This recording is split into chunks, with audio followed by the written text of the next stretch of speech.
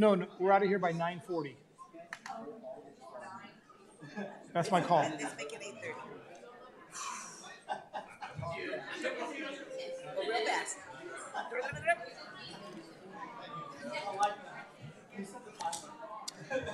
Stand by for the cameras.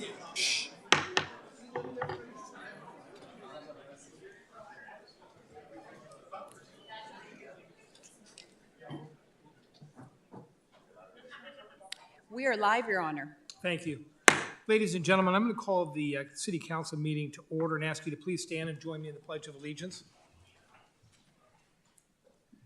I pledge allegiance to the flag of the United States of America and to the republic for which it stands, one nation, under God, indivisible, with liberty and justice for all.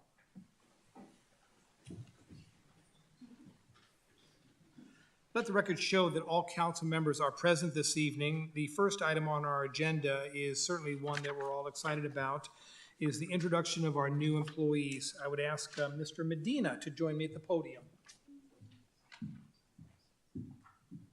Family members can clap.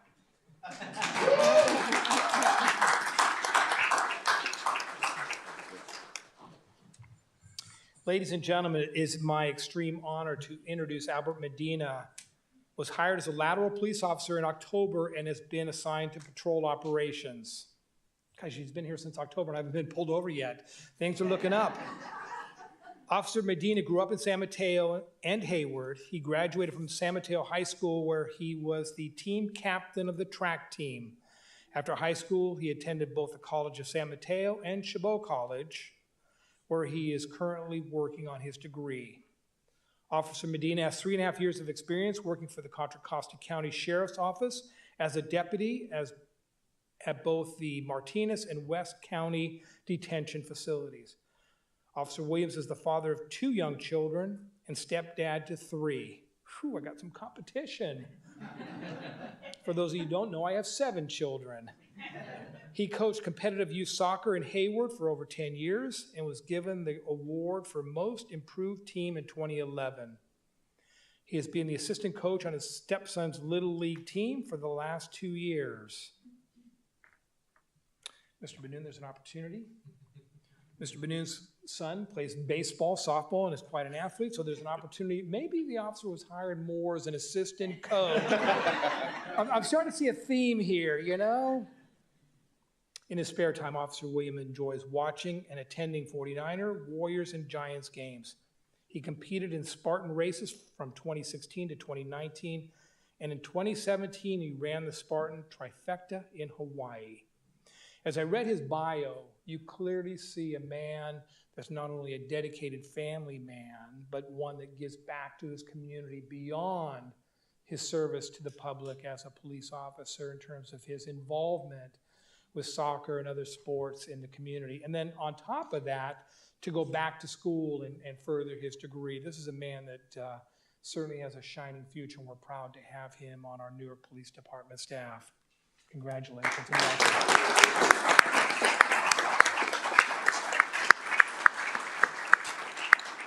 You can go in there and see. Thank you.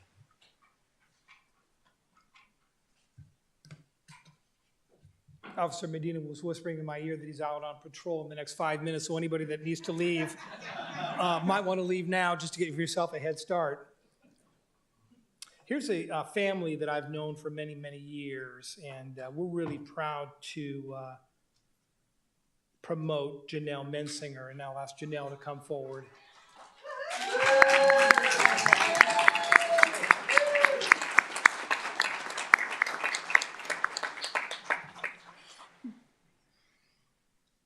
I coached Janelle's sister in basketball. We didn't win many games, but we had fun. We had fun, yeah. And good snacks. Good snacks. Hey, when your center on your CYO basketball team is your daughter, she's like 5'0", and you're playing teams like St. Bede's up in Hayward, where their teams are like, 5'10", you're not going to win many ball games. But we had a lot of fun. We did. We did. Yeah. We keep telling ourselves that. But she was recently promoted to aquatics coordinator in the Recreation and Community Services Department. Janelle has been a very dedicated employee of the city for nearly 2 years, starting as an intern at the senior center where she showed her passion for community engagement and recreation. She then moved to a temporary employee office assistant role at the Silliman Center where she supported various events and programs. Janelle is a proud Cal State East Bay graduate with a degree in recreation management and holds experience in aquatics and community programming, enabling her to create engaging experiences for all residents. Janelle is also an outdoor enthusiast who loves exploring national parks, hiking, and supporting her favorite teams. Here we go. It's, it's sad. It's just sad. At A's and Sharks games. It's really tough right now. Hey, the Sharks won their first game. They did, thank God. We're on a roll. Yes. Janelle is a lifelong Newark resident, as is her family. Passionate about giving back to her community as her family has done for many years. And I need to recognize her father, Charlie Mensinger, who sat on the Newark Unified School District Board for many years. Charlie, stand and be recognized.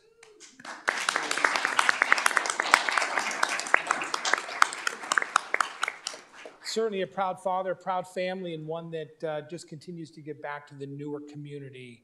And that's what Newark's all about. And we welcome you, Janelle, and we're so proud of you. Good to see you. Good to see you.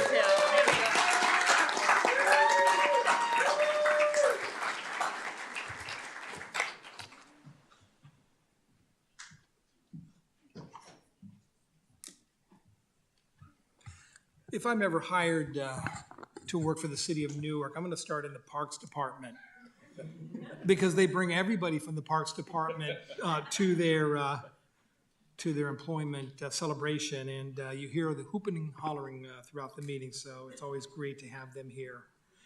Our next item on the agenda is the presentation on our Newark Library, and again, as I talk about folks that we're really proud of, I would be remiss if I didn't indicate that we're really proud of our librarian, Joe Stoner.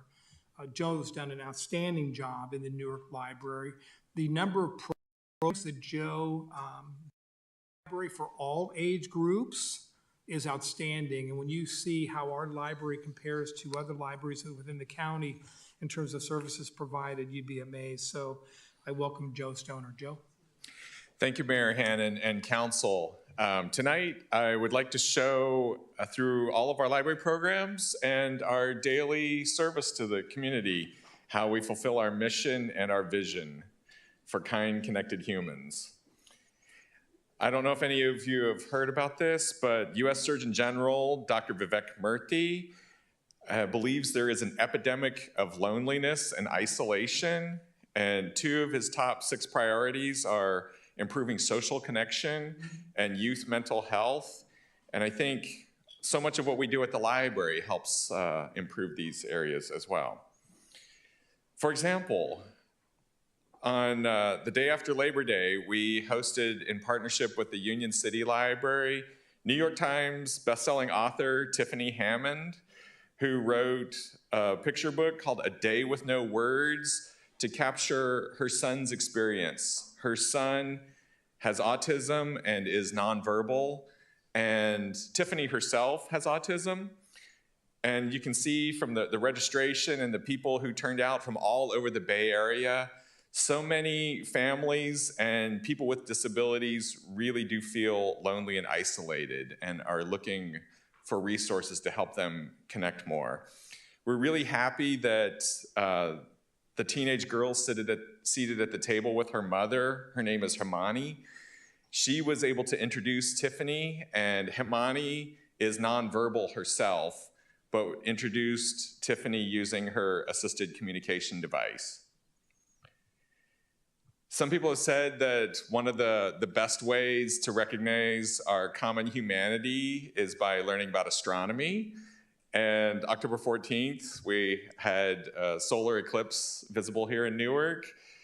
At the library, we gave out over 500 eclipse glasses.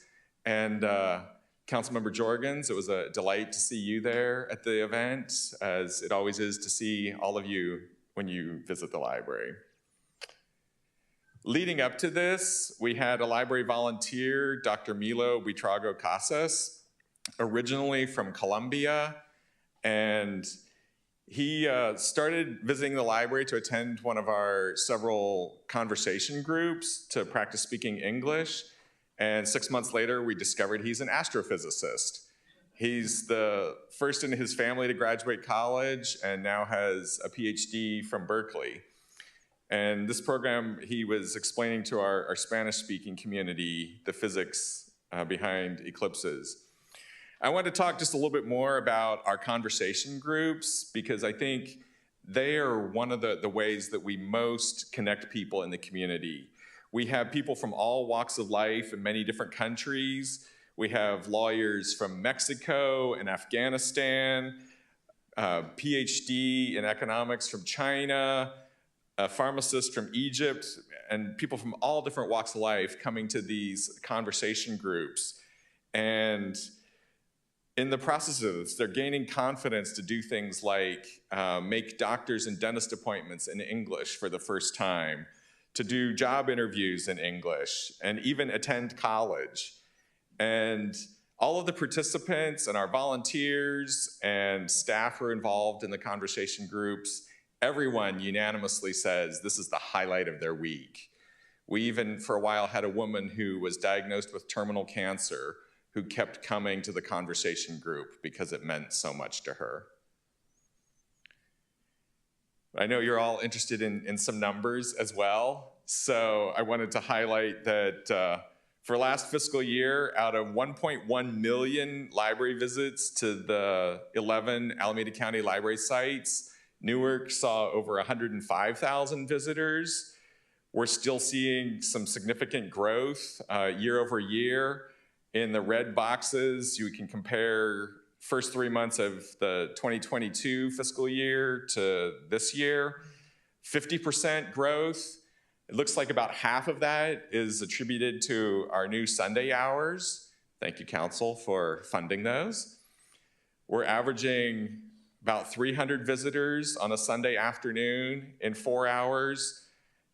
Throughout the week, we average just under 500 visitors per day, every day that we're open. And of course, a core part of our business is checking out books and other library materials. So for last year, we averaged over 1,000 items checked out every day of the year that we were open. I also wanted to talk about a couple other numbers that we collect. Our computer sessions, we average 60 logins per day, or about 15,000 computer uses per year, plus 2,000 laptop sessions. These are laptops that people can borrow to use inside the library but not take home. But they do have wireless printing available. We do extensive printing.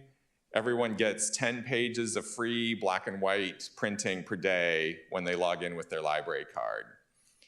And in addition to this, every day library staff is helping people do things like apply for jobs on the computer.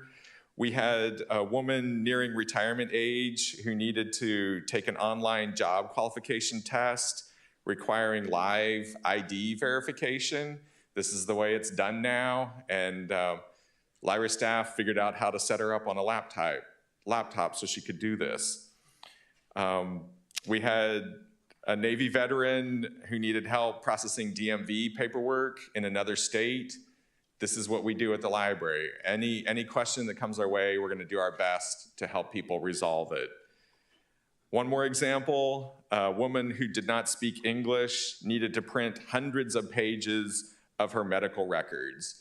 And she had gone to the various copy businesses and no one was willing to help her because it was medical records. But we got it done at the library. So I wanted to highlight other ways that people use the library. This was a Sunday afternoon on the second floor, one of our prime study areas for adults. It's pretty typical to look like this any day of the week. A lot of people doing remote work or studying. I also wanted to highlight all of the languages that are spoken by our Newark Library staff and how this empowers our staff to serve the community. For example, one of our staff is originally from Ukraine and heard that there was a Russian-speaking man in the library. Turns out he's actually Afghan, but had graduated from medical school in Russia, newly arrived in the community and feeling very disconnected. But we've been able to do research to help him find out how he can get licensed to practice medicine in the US. Another thing that we do in our day-to-day work at the library. One of our staff was a teacher in Mexico for many years and overheard a boy speaking Spanish and found out that his family was newly arrived from Honduras. And so in the course of that, we got him involved in our summer youth ESL program taught by one of the Newark Avanzando scholarship recipients. One more example, very recently, one of our staff, originally from Taiwan, met a Chinese grandmother who was very depressed because she felt so isolated here in the community. But when she found out about all of the programs that we have at the library and the opportunities to meet other people, she decided to give it another chance and not move back to China. I want to talk a bit about all of the cultural and musical events that we have at the library. So just last Saturday, we had around 600 people in the plaza here for our second annual Diwali festival, coordinated by Johnny Q, a Chinese American man, and the nonprofit Eternity Band. Over 150 performers at this event. And to show the range of performances that we have, I also wanted to talk about our concert with the Alaya Project, led by percussionist Dr. Rohan Krishnamurthy. They perform a fusion of Indian classical, Carnatic music, and jazz and funk. And since this performance, which I just remembered, Vice Mayor, you were present for this concert, Dr. Krishnamurthy has performed at the Kennedy Center in Washington, D.C., and just finished a national tour. So really grateful that we could host them at the library as well. Of course, every year we like to highlight Dia de los Muertos with an altar in the library. And November 2nd, we also had a ballet folklorico performance in the plaza with children and adult dancers. In July, part of our monthly music hour program, we had a Chinese music feature.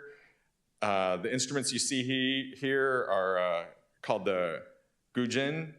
That was especially popular in the community. We had, I think, about 200 people who attended part or all of the 3-hour concert.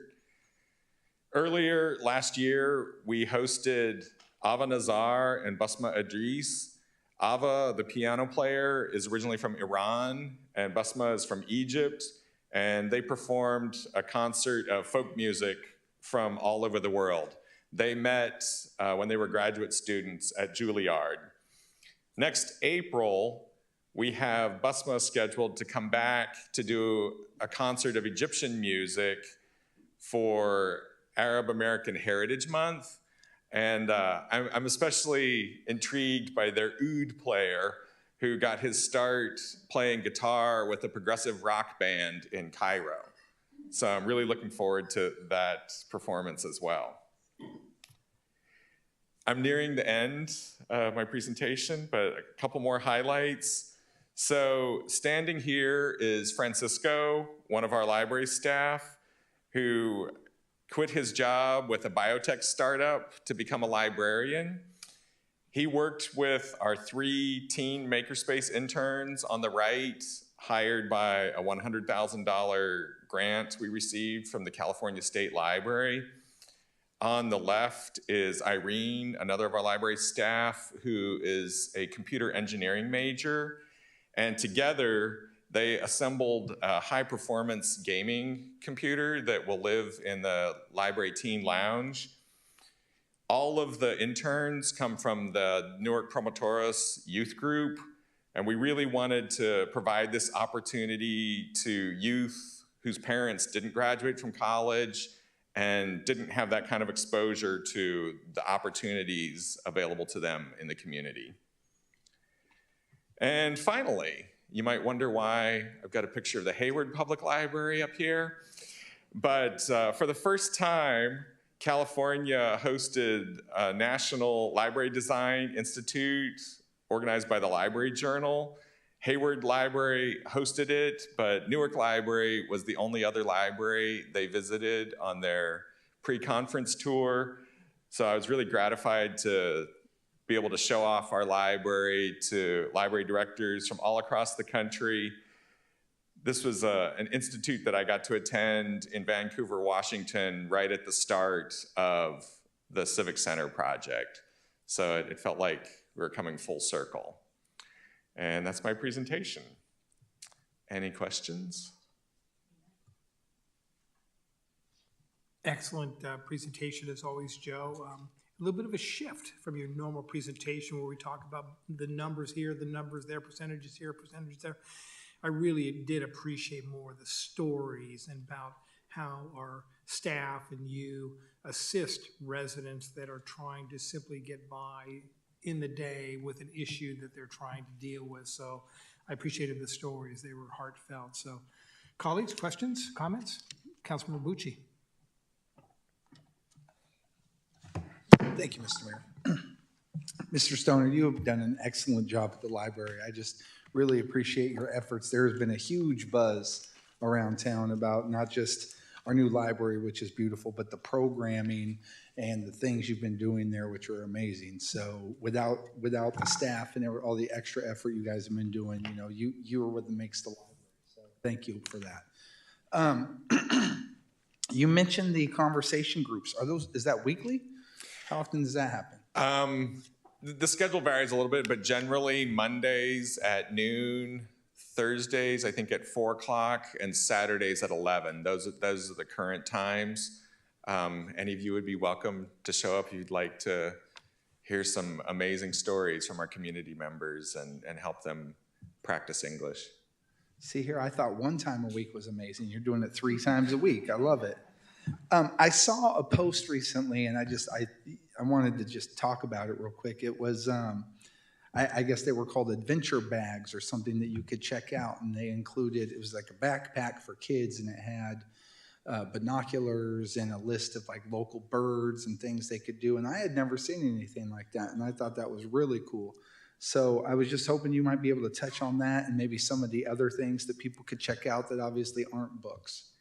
Yeah, I think what you're referring to, we have backpacks provided by the East Bay Regional Parks that have all of those things included. And if you're at a park that charges parking, you get in for free. Those can be reserved and checked out from the library.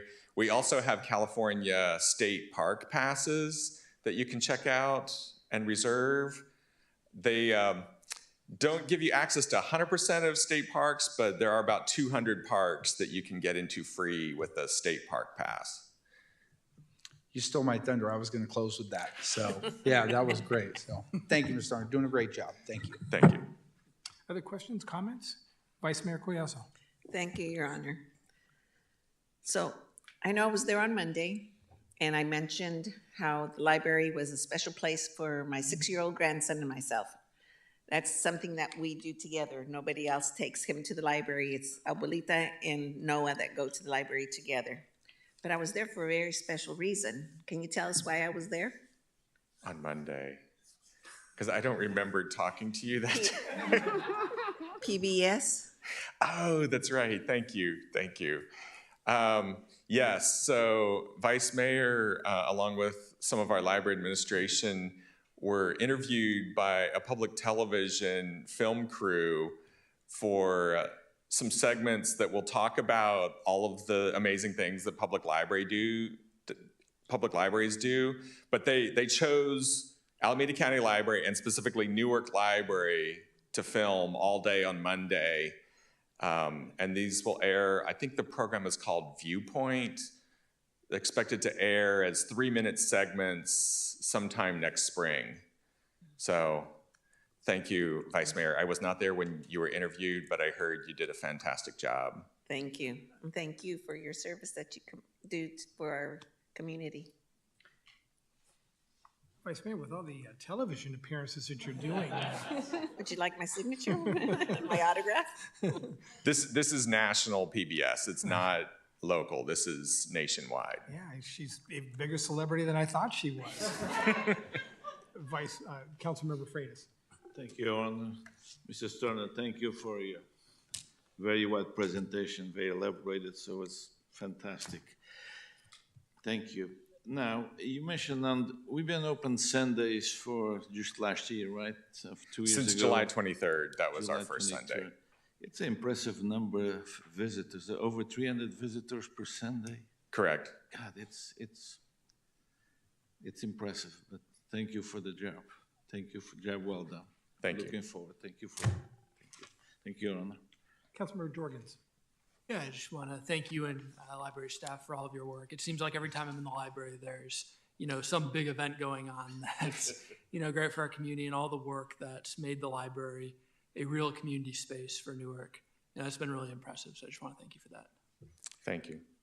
And the numbers on Sunday are so impressive because the hours of operation are 1 to 5, 1 to 5, 4 so hours. 4 hours. And that's something the council made a priority this budget year. We had talked about returning the Sunday hours, and it was really one of our priorities. And I'm glad with city staff's help, we were able to get that accomplished because the library and the library services that you provide are really a priority for this community. So thank you, Mr. Stoner, for the work you do. We appreciate it. Thank you, Mayor. You're welcome.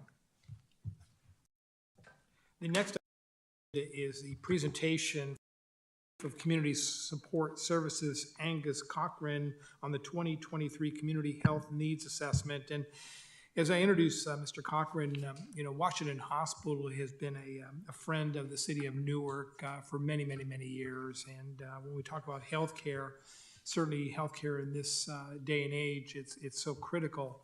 And we're so pleased to have the Washington Township. Welcome. Well, thank you, Mr. Mayor. I really appreciate being back in these beautiful council chambers again. And let me see if I can get my... Just start the presentation. Oh.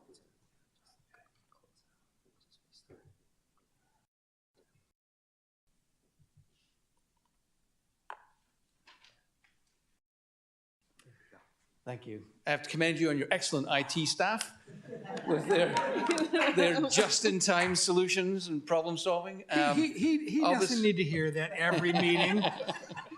It's also very hard to follow Mr. Stoner's presentation from the library. There's a lot going on in Newark as usual, and it's very impressive. It's a beautiful resource, and it's amazing how you fill up that space with so many great imaginative so much imaginative programming. I'm here to talk a little bit about the health of our community this evening. I'm taking a 125-page presentation, and I'll go page by page. Actually, I'm going to condense it down just to about 15 minutes to talk about the Community Health Needs Assessment. So every 3 years, we're required to do this assessment. It's basically a scan of the healthcare in our district. It helps us understand where there are health disparities, where there are pockets of people who are not faring as well as other places in the district. And it helps us prioritize our response to those conditions that we see. This, I want to emphasize, this is really the first part of a two-part process. This is our data collection product. We go through and we do a lot of data crunching and really try and make sure we can put down on paper all the things that we find for the health needs in the community. It's a long and elaborate process. It combines kind of quantitative data analysis along with talking to people in the community. And in fact, I really, having gone through this a couple of times now, and this is not my work, I have to say. I work with somebody, Kayla Gupta, who does the day-to-day work on this, and she's out of town at the moment, so I'm presenting for her. But I think what we've learned is the discussions in the community are almost more important than the data, frankly. And we learn much more from the people who are in the community talking about the health of their friends and their family and the community members with them. That being said, we spoke to about 50 different participants. We analyzed about 125 health indicators. We kind of put all that together. We come up with our health needs list.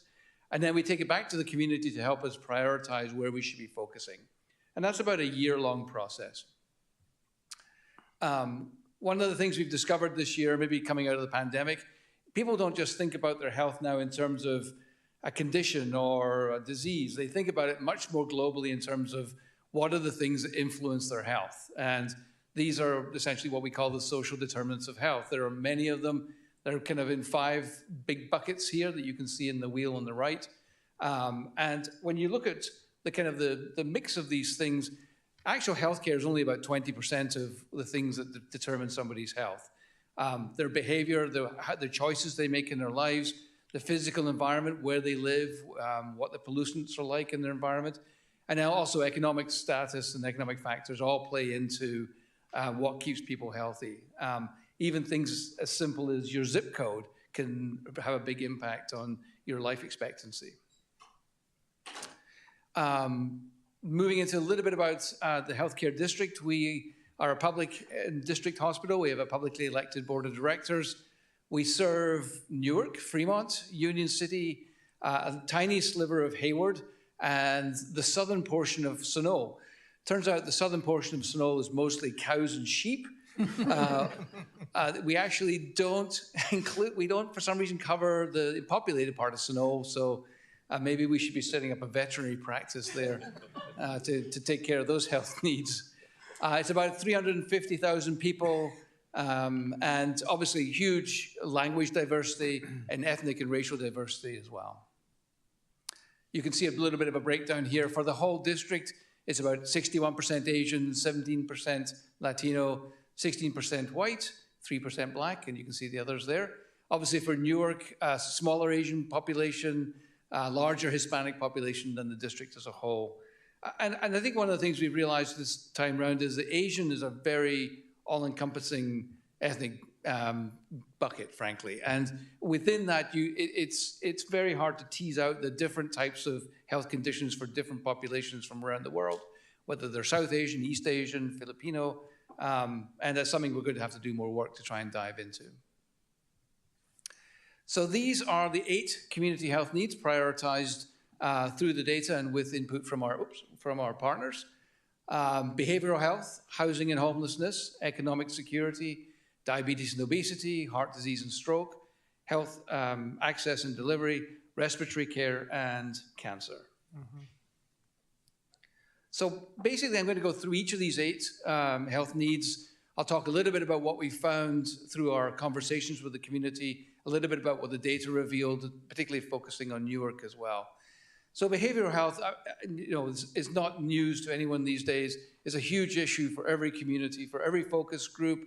Every conversation we had, it popped up as being a problem with kids, with seniors, having to do with things like substance use, isolation, loneliness, a lot of it coming out of the pandemic as well. And a lot of the data we got was surprisingly well refreshed. A lot of this data is from 2020 and 2021, so right in the midst of the pandemic as well. Obviously, lack of access to behavioral health services in South County is weighing on the minds of community members who are looking for solutions for their loved ones.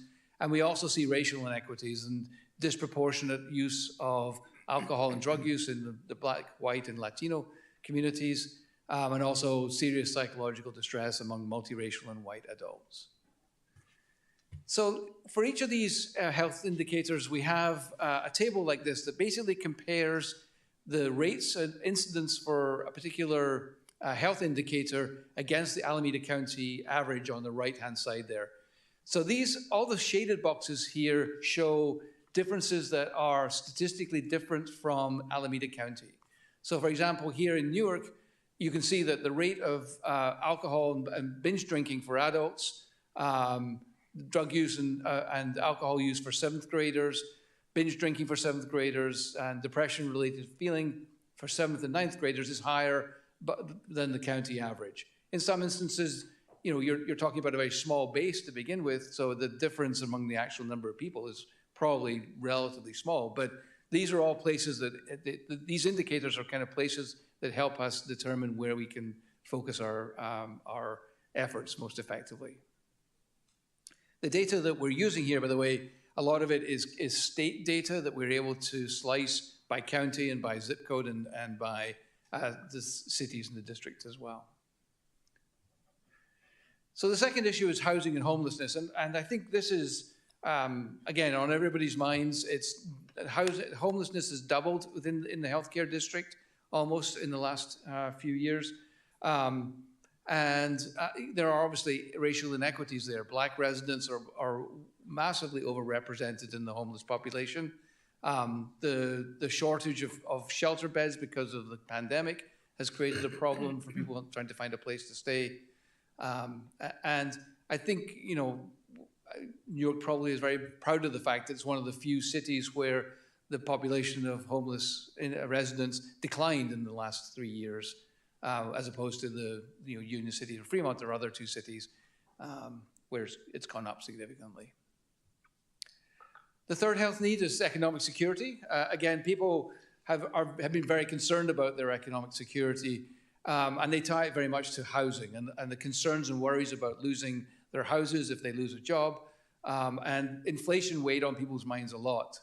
The quotes you can see here really talk about people hanging on by their toenails, having to make decisions about whether to buy medicine or to pay for groceries.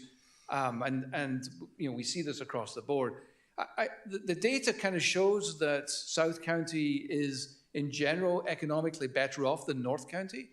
But when you dive into the actual data, you can see the earning power in South County is kind of concentrated in the Asian and white communities.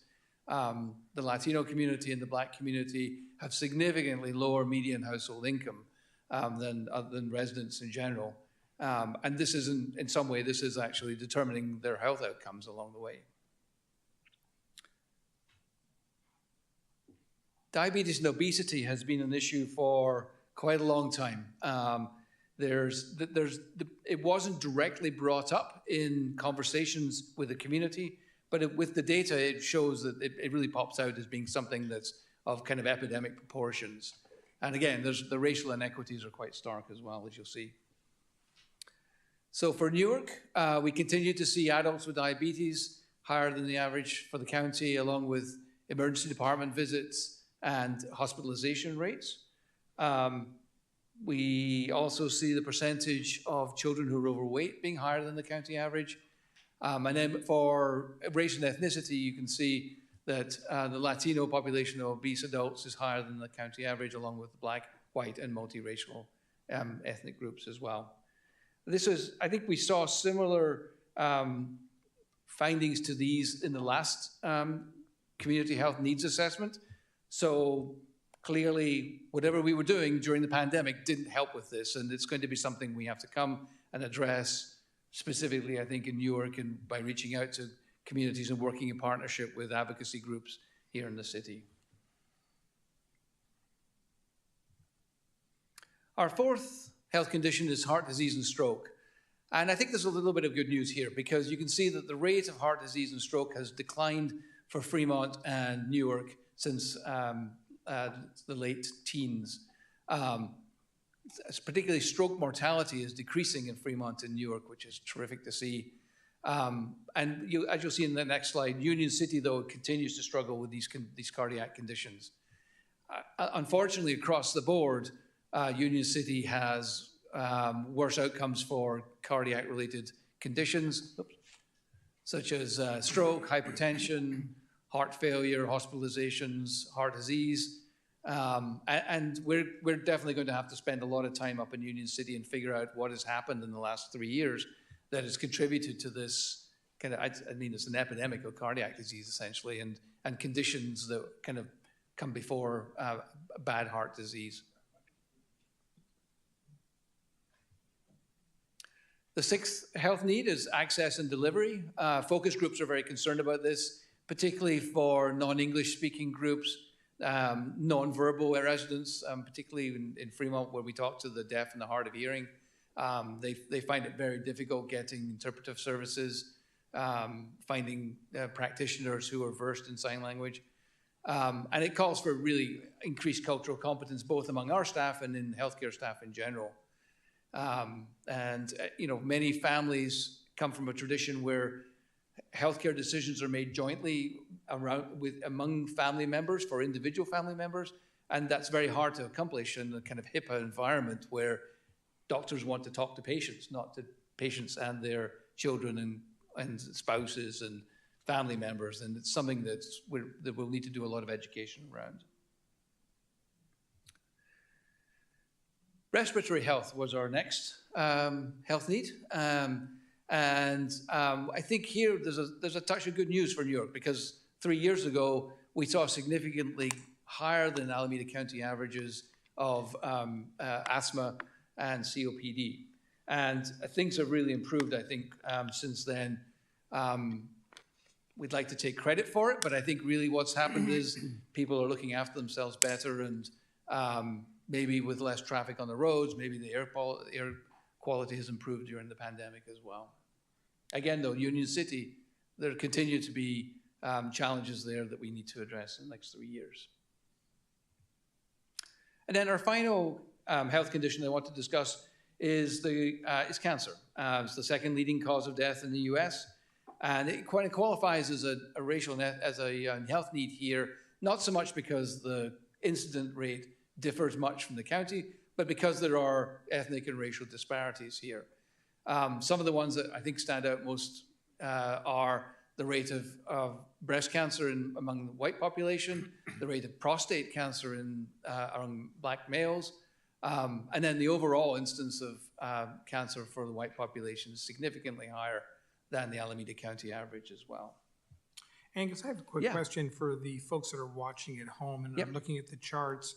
As I look at the first line, for example, incident rate breast female, 119.9 among the Latino. Is that 119.9 per 1,000? What's the number? Help me understand that number, please. Yeah, the denominator is, I think it's 100,000. Is it 100,000? Yeah, Thank you the rate per 100,000. Thank you. We should have that on there, so thank you for pointing that out. Per 1,000 sounds like that would not be a good statistic. That would not be good. Thank you. Yep, good question. All right, so now I want to sum it up for Newark in this not easy to understand chart. Basically, the y-axis is the county average. So all of the bars that go to the left are for health instances that are better than the county average.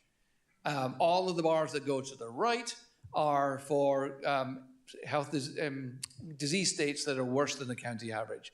So back in 2020, Newark had 11 disease states that were worse than the county average. This year, it's only 4. Clearly, these are things that we need to address, particularly diabetes and hypertension, COPD, and those are the most dramatic, higher than expected instance of disease states, and that's where we'll need to focus our. But I think the good news is that compared to the county, the health of Newark is better than it was 3 years ago. And just to wrap up, so having published this needs assessment, the second phase is that we will produce a community health improvement plan. There'll be a 3-year plan that kind of lays out our plan of action based on what we found in the study. That was just approved by the District Board of Directors last night. So I'm happy to come back in a future date and bring a tailored response plan for the city of Newark, if you'd like. And that will cover the years 2024 to 2026 when we'll do our next community health needs assessment. I know I always hesitate to speak for my CEO, but she's not here. So I'll just, between all of us, she would say that we cannot do this alone, that we can only do this through partnership. She has brought a real collaborative spirit to the healthcare system since she took over as the CEO in 2019, right before the pandemic. We forged a lot of great new partnerships through the pandemic. It was one of the few silver linings. And we are looking forward to partnering with the promotores, with the community service department in the city of Fremont, of Newark. Where am I? Pardon me. We'll be sure to continue to do this outreach and work in partnership with you in future years. Can I answer any questions from the Council of Newark? Outstanding presentation, very sobering statistics. But when you talk about healthcare and the health of your community, I would anticipate that the information is going to be sobering because we're talking about people's lives. I would be interested in you coming back with kind of a summary of the 3-year plan on how we and local governments are going to try to tackle some of these issues and what the plan might be coming forward from the hospital.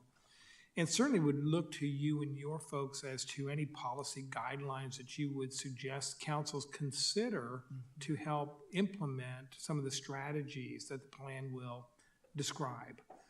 And I know there's a number of communities, I'll use this as an example, that have taken a look at the soft drink industry, for example, in terms of its connection with obesity. We haven't done anything like that in Newark, but again, if the hospital suggests that there are certain things that we can do at a local level that will improve the overall health of our residents, those are certainly something we should, as a council, consider moving forward. So thank you for the presentation. I'll turn to my colleagues for questions. Councilmember Bucci? Thank you, Mr. Mayor.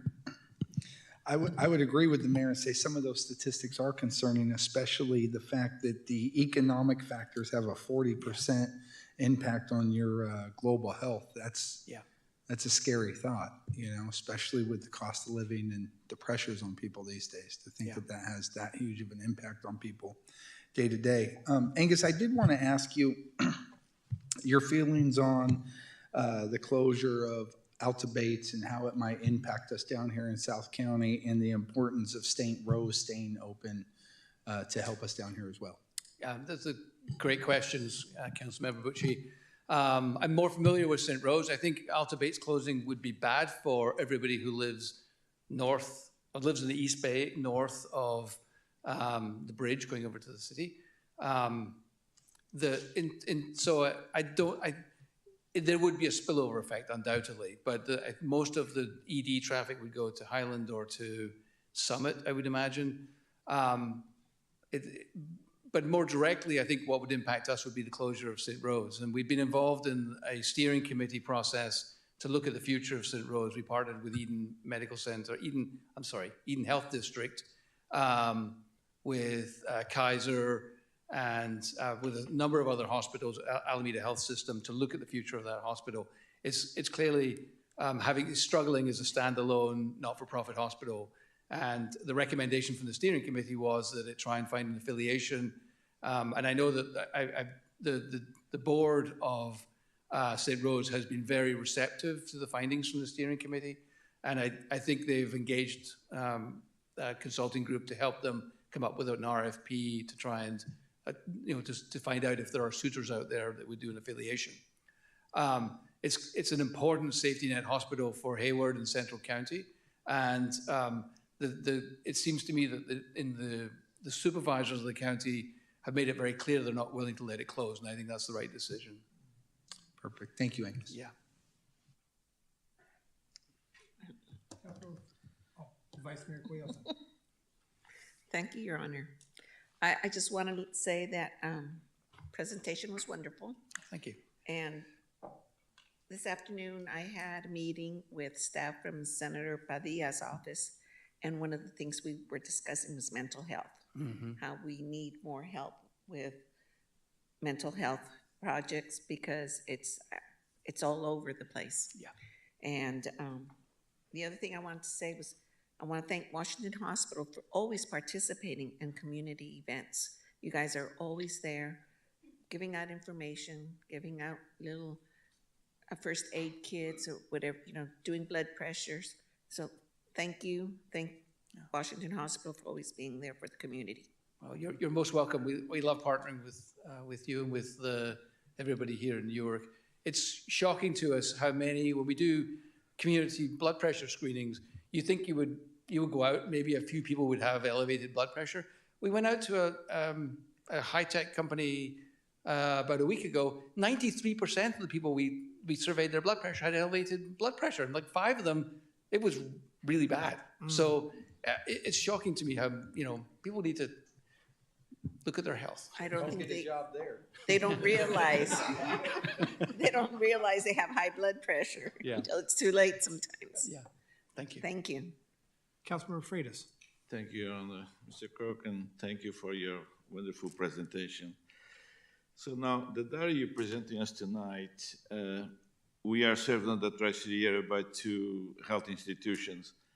Are you covers Tri-City-wide the data you presented tonight, or just the patients of Washington? So this is data from the state, so it's all patients from South County, from the Tri-City area, whether they were admitted at Kaiser or Eden or to us or wherever they went. Thank you, thank you, Your Honor. Thank you. Again, thank you for the report. A lot of information that we're certainly sensitive to here on this council. One of the issues you talked about when you talked about the economics of the Tri-City area is housing. We're very much focused here in the city of Newark on making sure that any development that comes forward has a significant number of affordable housing units. We need to take away the pressure that people are feeling living paycheck to paycheck. It used to be 30% of your income would go towards rent. Now we're seeing that number up in the 50 to 60% ratio. It's not sustainable. We as a community need to do what we can to make life a little bit easier for our residents. And at least having the information moving forward makes some of those decisions easier for us to make down the road. So thank you for the presentation, and I look forward to the plan coming to us in the future. That sounds good. Thank you so much, Mr. Mayor.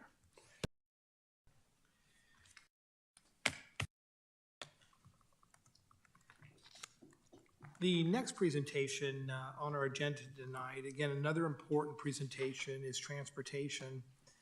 And this is going to be a presentation on the AC Transit Realignment Bus Service Network Plan from External Affairs Representative Diane Castleberry and Transportation Planner Crystal Wang. And before I ask you to proceed, we just talked about the health of our community, and one of the important to our community when it comes to health is transportation.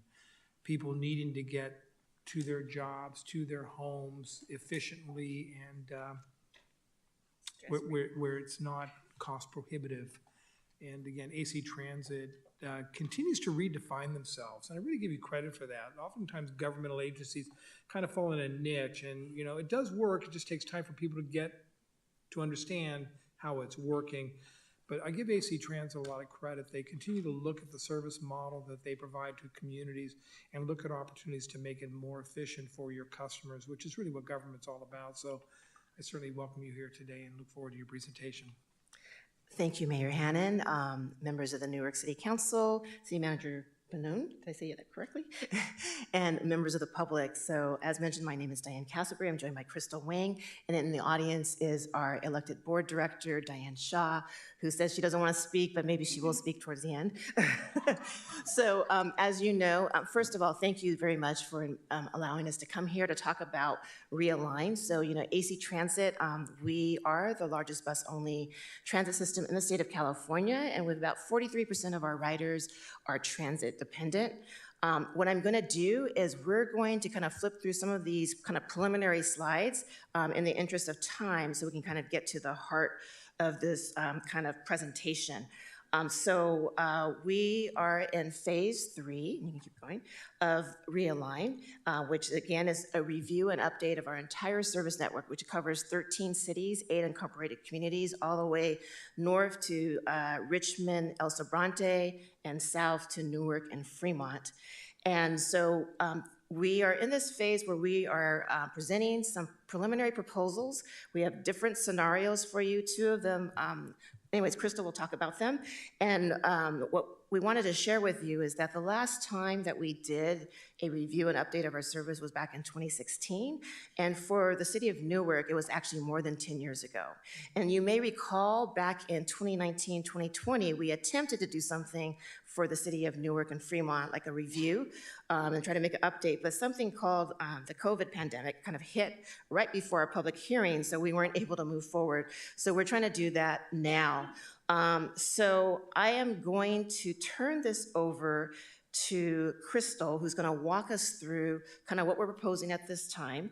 And what we are also asking you to do is if you can provide some comments. We are working with staff here at the city We are hoping to get some insight as to what's important to you, particularly in a cost-neutral scenario, which Crystal will talk about, as well as if you had your dream of what kind of service you would like to have, you can share that with us as well. It doesn't have to be all today, but it can be in writing, and there's a number of ways of doing that through our actransit.org/realign. So I'm going to turn it over to Crystal to go ahead and walk through the proposals.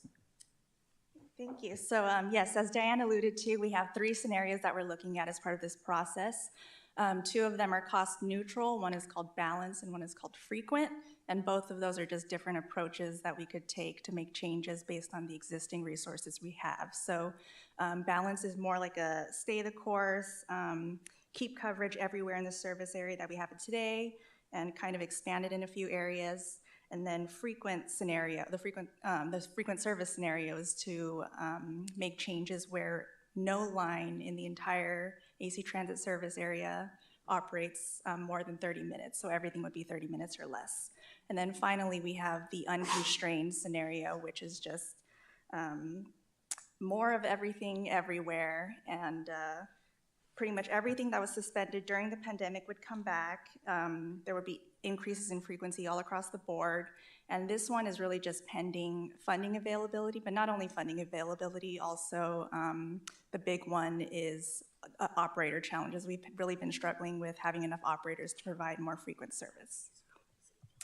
So I'm just gonna skip all of these real quick and then go over the key highlights of the plans. I'm gonna go over them fairly quickly, but please note that all of these are available in more detail on our website, actransit.org/realign. So over here we have line 200, which we're proposing to extend to cover the new developments in Western Newark, where we don't have service today. So in the Bayside Newark neighborhood along Enterprise, Willow, and Central. And the current proposal for line 200, which currently operates every 24 minutes, the current proposal right now is to have service every 30 minutes because we're expanding the coverage area. So it would operate every 30 minutes on weekdays and weekends. And then for line 216, and the way this map is oriented, north is to your right, so Newark's on the left. Line 216 would really just be shifted in the northern portion of the route near the Niles district, but in Newark, it'll continue serving all the same areas, New Park Mall and the Silliman Center, and the current proposal is for frequency to be doubled so that it operates every 30 minutes instead of hourly. Line 232 is proposed to be shortened, so it only goes to Union City BART instead of all the way to Fremont BART. But in Newark, it'll continue to serve the same areas, and again, the proposal is to double the frequency so that it operates every 30 minutes instead of hourly. And then the proposal for line 251 is to keep the same routing as it has today, but it'll include service to the Ohlone College Newark campus every day instead of weekdays only, which it currently is. And then it'll also help serve the new housing that'll go on campus once it's done. And again, frequency will be doubled with this one as well. So it'll operate every 30 minutes instead of hourly, and it'll also run later in the evening. And then I think I can, this is just a summary of what all the changes look like with each scenario, and all the details again are available on our website, but overall the goal is to just up the frequency. And with that, I'll turn it over to Diane again to talk about engagement. Yeah, so just lastly, we're in phase 3 again, and so we started November 1st, and we'll be concluding our comment period for this phase December 13th. And then we'll be entering a new phase in the latter part of January. So there'll still be another opportunity, but you'll be then reviewing a kind of final draft preferred plan that we'll want your comments on. And so as Crystal mentioned, you can go to actransit.org/realign, that's REALIGN, where you can get more information on the different proposals, even like line-by-line scenarios or profiles. You can also, I believe we're also at the Newark Library. Thank you so much, Mr. Stoner. And so they've been gracious enough to allow us to have one of our routing books that's in English, Spanish, and Chinese. So people who may not have easy access to computer technology or online technology, they can go ahead and review the line profiles there, as well as either make comments using a comment card, and there's a drop box there where they can put their comments in, or they can actually go online. Also online, we have kind of our static information on our project page, but we also have a place where you can click the link and you can go to an interactive page where you can kind of toggle around and move lines around and make comments as you go along. And in there's a feedback form as well. So that concludes our report, unless, did you want to, no, I knew she was going to come up. Thank you. There's always something I want to add, right? One of the things I did that they don't talk about in this, but I think is very important, is this does not change our supplemental service to schools, which we do down here. But I want, that's one of the things I want to bring up. If anybody feels that we need more service in the schools, that's the type of thing for feedback we need to hear. And then the second thing is, one of the things that we're looking at in the Fremont area, not Newark, is the on-demand type of service. And if there's something here, one of the areas that isn't and no longer served since before the pandemic is the industrial area out at the end of Thornton. I'm forgetting who's out there, but one of the Pro Lodges. And we used to have people that went from Union City BART to there, and they used to use our flex service, and then that went away. So thinking about some of those areas where you might want to get people to work from the BART stations, if you think there's enough service there. I'm just, I don't know about the businesses here in Newark. I haven't done as much, but I think that's one of the areas that you want to look at, especially in the unconstrained version. That's something we may not be able to do now, but something that we want to plan for. So. And Diane, for our listening audience who may not know you, would you introduce yourself as our local representative? Yeah, my name is Diane Shaw, and I am currently the elected official for AC Transit for Newark, Fremont, and a little piece of Hayward. That will be soon changing. As you know, we are redistricting, and I will no longer be your representative in the new district, but you guys will have a new one, so. Well, that's terrible news. If you'd started the presentation off with that news, we might have gone in a different direction. But I love Newark, so I'm always going to look out for Newark. And I'll say this to our listening audience, Diane Shaw is very passionate about transportation and making sure that the services that she provides to this district, including Fremont, she's a great listener and has been an outstanding partner for our city. So we are saddened to know that you will no longer be representing our community, but we also know you're a phone call away, and right. we can chat. And we'll certainly see you at events. I know my colleagues may have questions. I'm going to start on this side over here, Mr. Jorgens. Yeah, I want to thank Board Member Shaw. It's terrific to have a board member on the AC Transit Board that Newark can rely on. That's going to advocate for Newark, and it's really terrific to have you there. And then I want to thank you for the presentation about the realign. It's been something that I've been interested in. And I hope that, as the public input process continues, that our community continues to continue to take part in that and provide input. I do want to say, we're looking at moving up to 30 minutes of frequency. That's great. I think the last time we were talking about housing, and I made comments about how important transportation was to housing. Mayor, I appreciate your comments today about the link between transportation and health. And, this is really important what we're doing with this realign. And, I do worry about the frequency because transportation service has been so infrequent for Newark. It may be tough for residents to imagine what, frequent and reliable transportation service would look like. So I hope that as we go through this process that, AC Transit staff takes that into consideration, that, Newark service has been so infrequent, it may be tough for our community to imagine what that looks like. And maybe to that suggestion, Councilmember Jorgens, maybe Mr. Benoon, in one of our quarterly letters, we can talk about the improvement in frequency of services on the different lines so we can get that word out to our community as well. Councilmember Freitas? To Diane's, thank you for the presentation along with Crystal. And will be missed Newark, Diane, but the realignment will help enlighten Newark residents more than, and we're looking forward for the benefit of all this. Thank you. Thank you. Vice Mayor Collazo. Well, thank you. I have two questions. How many routes do we presently have here in Newark? There are the 4 local routes that I mentioned, the 200, 216, 232, and 232 and 251, and then there are 4 school routes that Director Shaw mentioned, and those are the 620, 628, 629, and there is one other one that I'm forgetting, but total of 8. So school routes, are they one time a day or are they 2 times a day? 2 times. 2 times a day. Drop off and going home. In the morning and in the afternoon. Thank you very much. Thank you, Mr. Mayor.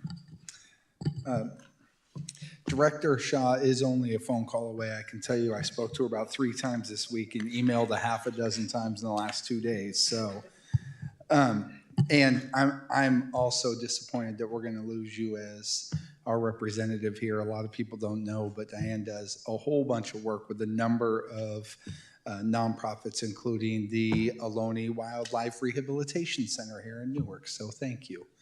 A couple quick questions. You had mentioned Flex. I was going to bring that up because the Flex pilot program I thought was a good one, and I don't think it necessarily got a fair shake because of the pandemic and things, and I'm not even sure that was a good sampling time, to be fair.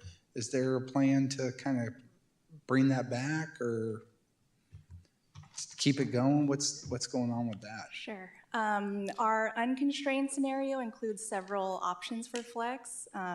Newark is not one of them, but these are all just draft for now, so it is something we could look into. Okay. I agree with Councilmember Jorgens when he says, you know, the 30 minutes it's where it's got to be. Nobody's got time to wait for a bus for an hour. It's not realistic. And when you have to wait an hour, you just find another option. You know, when you have that much time between stops and transfers, it's just never going to work. You know, you really do need the shorter service. During one of your last presentations, there was talk about putting transponders on the buses and then working with cities so the transponders would talk to the control boxes at intersections to give them green lights and things. Are you guys updating the fleet in that way? Is that something you're working on? Yeah, It's part of the Dunbarton corridor. yeah. Everybody wants to talk about it, I can tell. So I'll start, and I'll let Director Shaw finish because she's been working closely on this and she's one of the advocates for this. We have been working on this as part of the Dunbarton corridor improvement projects and working with different cities. My understanding from our traffic engineer is that they're just doing some final testing, and so we should see that go live actually sometime this month. Yeah, but I think long-term, yes, we are putting the ability to do transit signal priority on all of our buses. And so as we work with the city, like on the Thornton thing, when your guys are going to be redoing some of that stuff, that opportunity is to do that. We don't currently have any corridors in this area that are set for that I know of, but the buses will be ready to do it if the signals are. I think we're doing the same thing with a lot of our emergency vehicles, so I imagine that it would all go hand in hand. Yeah. So. The technology is changing a little bit, and that's been some of the issues among the cities and among the different implementations as things and technology change very quickly. And so they're trying to find something now that kind of works for everybody, if that makes sense, and make it more software rather than hardware related, so that it's easier to change and adapt instead of having to physically put things in. How's the electrification of the bus fleet going? It's going good. I mean, we're on schedule. This area here will be mostly hydrogen-fueled buses. We're working on getting the funding to put that hydrogen facility into the facility that serves Newark, which is up in Hayward, actually. And I think we have that new project with Arches. You know, you might have seen the governor approved, we got a big grant, not the governor, the federal government, did a big grant and for California to look into for zero emission. And I think we're hoping that some of that money will come towards our facility in D6, right? Isn't Arches going to do some of that? Yes, and then also we did receive a federal grant from the Lono grant that's coming, that's going to provide, it's supporting the purchase of 25 zero-emission buses, and as Director Shaw said, they're hydrogen fuel cell buses that will be coming out of Hayward, and also to help us with infrastructure kind of upgrades to be able to accommodate those buses. So it just has to go through procurement. It takes a little bit of time to kind of get there, so you're not going to see them on the streets right away, but they are coming. Okay. Yeah, it'll be 5 or 6 years is my prediction. Okay, and then last question, you had mentioned at some point during this, we were gonna get to give you our wish list. Is that the time? Is this the time? Do I get to do that now? I would like to see shorter buses. I see other places, Emeryville is a great example where they have they run shuttle buses through town. And, when we do see buses in town, a lot of times they're empty. And then I do see, one, maybe two people in there, and it just feels very wasteful. And, I think the shuttle buses are even a little more inviting. So when we're talking about trying to get people back on the bus and doing things, it would probably be cheaper to operate them, a little easier to drive and get around town. And you wouldn't have, 80 empty seats for one person. So it's just a little thing. I like the little shuttle buses when I see them in that. Is it Emeryville Go Round? Is that correct? The Go Round? I think that's a great service and program, so something along those lines would be nice. So, but thank you. No, and I understand, I agree, the perception there. One of the things I'll mention, Emery Go Round, they don't make them in hydrogen or zero emission yet, just FYI. What you might, the one thing people forget is the two big costs around running a service is your labor, and you have the same labor, whether it's a small bus or a large bus. And then the second thing is your maintenance facilities are set up for certain configurations and types of buses. So they're made for certain types of buses, and if you're going to add another one, then you either need to build a new bay, or you need to reconfigure an existing bay, and then you got to change all your maintenance around. So there's some of those different things that go into the cost of maintenance of the bus. And the mileage and fuel, there might be some savings there, but when you go to zero emission, that goes off the table. So just They still look nice. they do. I agree. Thank you. I concur with Councilor Bucci's last comment about the smaller buses, and the reason I concur with that for the reasons he mentioned, but it also might make licensing of the drivers easier, maybe less of a classification type license required for something smaller. Yep. And by the way, we have 32 gas pumps opening up on November the 18th. A couple quick questions. Line 251, you mentioned in your report that we're going to have later service on 251, because that goes right by Ohlone College, I think. And I love that idea, because I don't know how late the college is open or how long kids are staying studying. Can you describe how late that service will be available? Yeah, right now the proposal is just to extend it another hour, so only until 8, but that is, again, it's still just a draft proposal. So if there's a desire to see it later, or if classes are running later, we can always look into that. Great. I absolutely support the later hours, especially for the students. The unconstrained cost, can you give me, I understand that that's really a wish list if everything goes well. Can you give me just kind of a ballpark on what we anticipate an unconstrained cost might look like? I don't think we have the cost Okay. yet. Maybe that's something you can get back to us later, or as you do your other presentations around the cities, maybe incorporate that cost so cities are aware that if you want kind of the premium service, which is everything you really want, this is what that cost might be.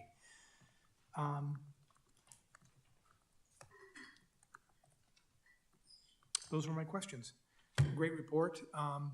I look forward to a report in the future where we talk about the level of service, ridership, and things of that nature. It's probably been a while since we've had that conversation in terms of what it looks like in our community. So I would certainly appreciate at some time in the future if AC could come back and talk about service delivery and how it looks like in Newark. That would be greatly appreciated. But thank you for your time coming today. We greatly appreciate the information, and you don't be a stranger to our community. Thank you. It'll still be a while. Great. Thanks. Thank you very much. And thank you for putting that information in multiple languages, because that would have been one of my questions, because we have, as we saw the demographics, we have a significant percentage of our residents that are Hispanic, and we want to make sure that we're reaching out to all members of our community and giving them all an opportunity to comment. And thank you, Mr. Stoner, for making that information available in the library. The more feedback you receive, the better the service we're going to provide. So that's our goal. All right. Okay, I want to let Mayor Nagy know it's 8:20, and we're ready to start the business portion of our calendar. This is the public comment section on the agenda. This is an opportunity for anybody in the audience to speak to any item that's not on the agenda this evening. Is there anybody that would like to speak to the council on any item that's not on the agenda? Okay. We're going to move on to the consent calendar. This is a very long consent calendar. It is incorporating items D1 through D17. Are there any items, Mr. City Manager, that you would like pulled from the consent calendar? Yes, Your Honor. Item D12, please. Okay, so we're going to pull D12. Is there any item that the public would like pulled from the consent calendar? Colleagues, are there any items that you would like pulled from the consent calendar? City Manager, I'm going to pull items D5, D9, and D11.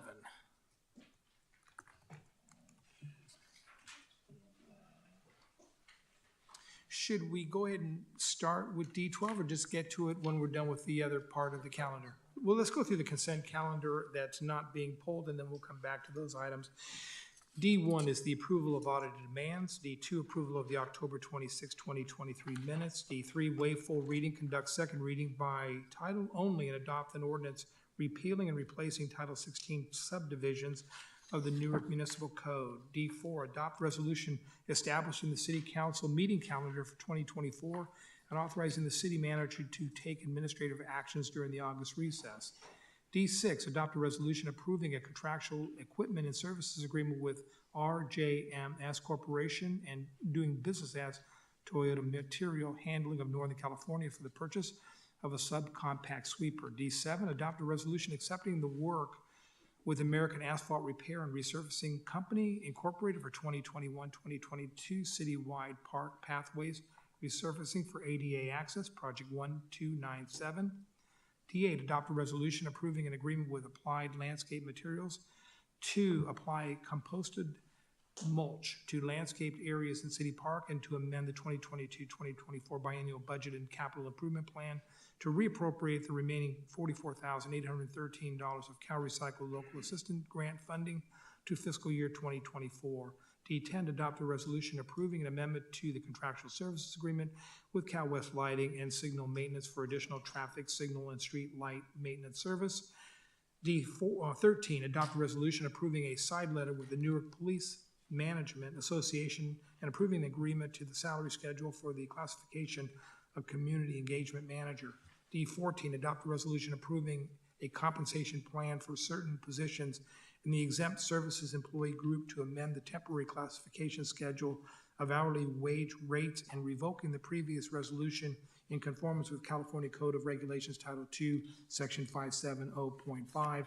D15, adopt a resolution approving amendments number 1 to the contractual services agreement with Lance, Soul, and Lunghard, LLP, LSL, Certified Public Accountants for professional auditing services.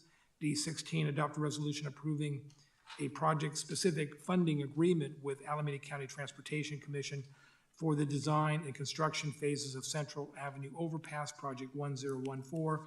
D17, adopt a resolution authorizing a 5% increase to the solid waste collection, recycling, and organics services maximum rates for the calendar year 2024. Would anyone like to move the items to be approved as recommended by staff, with any items approved by resolution or ordinance being numbered consecutively, and that the reading of the title suffice for purposes of introduction or adoption of the ordinance? So move the items. Second. That's moved by Councilmember Freitas and seconded by Vice Mayor Collazo. Please vote.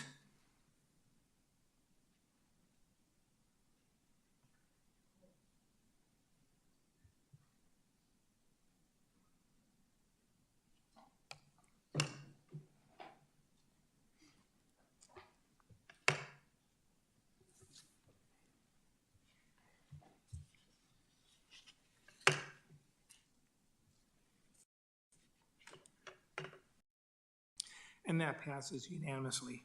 An ordinance of the City Council of the City of Newark repealing and replacing title subdivision.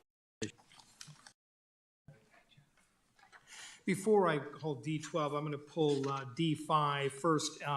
D5 is adopt a resolution reappointing William Fitz to the Planning Commission.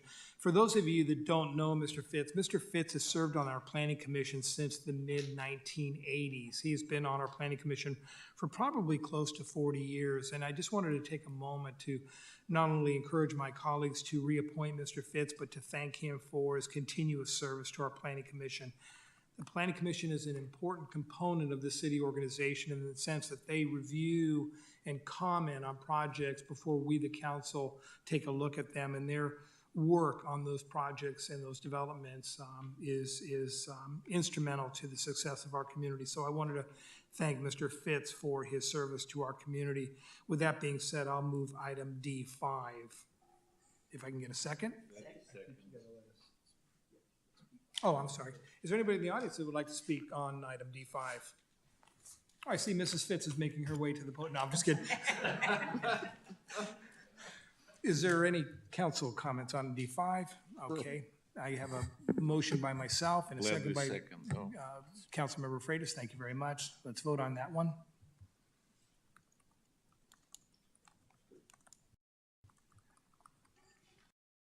And that passes unanimously. Thank you. Resolution of the City Council of the City of Newark approving the reappointment of William Fitz to the Planning Commission.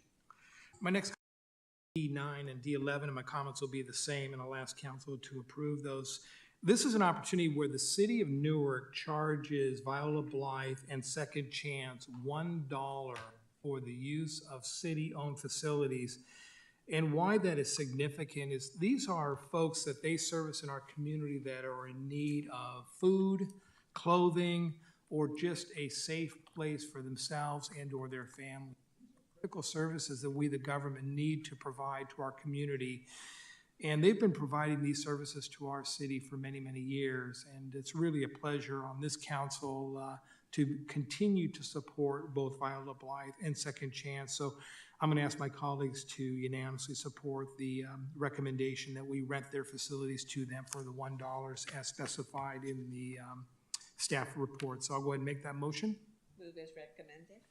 So the motion is by the mayor, second by Vice Mayor Collazo on both D9 and D11, if that's okay, City Manager. Any comments from the public on that matter? I took a look at you, Mr. Bucci. Any comments from my colleagues on either one of these items? Great programs. Great. Let's go ahead and start voting on these. These are D9 and D11.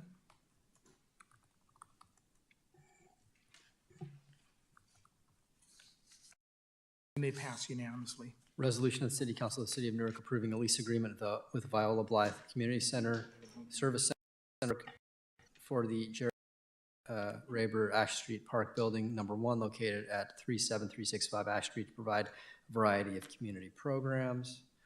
And resolution of the City Council of the City of Newark approving a lease agreement with Second Chance, Inc. to operate a multi-purpose shelter at 6519 Central Avenue. Thank you for that. City Manager, D12. Yes, good evening, Your Honor, members of the council. I ask that this item be pulled off the consent calendar in light of some conflicts with some council members. Vice Mayor Collazo. Yes, Your Honor. At this time, I would like to recuse myself because I have real property and business interest in the Mexico Tortilla Factory at 7115 Thornton Avenue, properties at 7155, 7167, 7179 Thornton Avenue, a residential property at 36805 Magnolia Street. Thank you, Vice Mayor. Councilmember Jorgens? Yes, I would need to recuse myself on this item as my residence is a real property leasehold interest for this item. Thank you, Councilmember. We'll see you in a few minutes.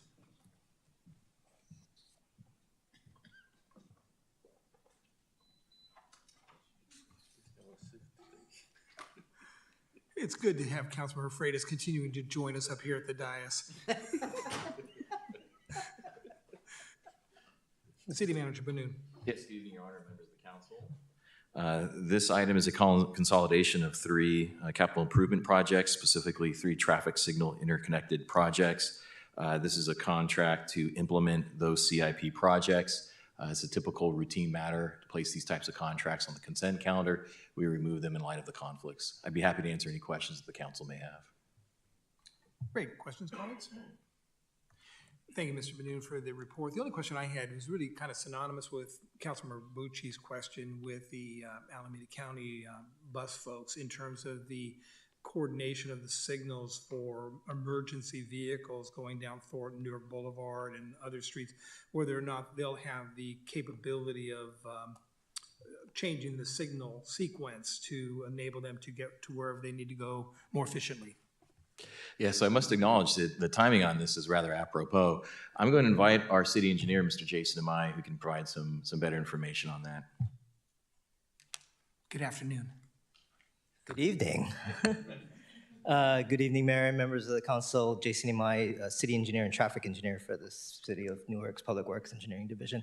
So currently, there is not a plan to do bus preemption for our signals, but it can be implemented once we get the infrastructure in place. This project will really bring our signals into the 21st century, really, and be able to have adaptive signal program so to facilitate the movement of vehicles through the corridor without stopping at every signal.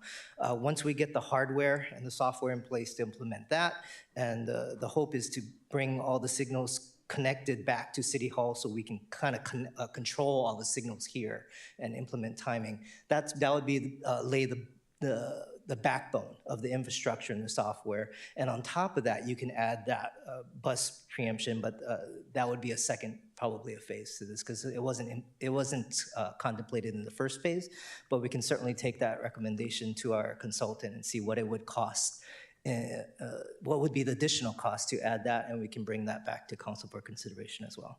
Yeah, I think that's important for the buses down the road, but in the first phase, will that include, in my mind, more importantly, public service vehicles like fire and police? They can do that currently. So great. right now, if you look on the signals, it's like a little black, we call it like a bird feeder up on the mast arms, and our public safety responders have special equipment in their vehicles that will trigger and notify the signal that they're coming, and they'll give them the green. Excellent, excellent. That's what I wanted to hear. Thank you, Mr. Benin. Yeah. With that in mind, can I get a motion in a second to approve item D12? So moved. By Councilmember Bucci. I'm sorry. Is there any public that would like to comment on this particular item?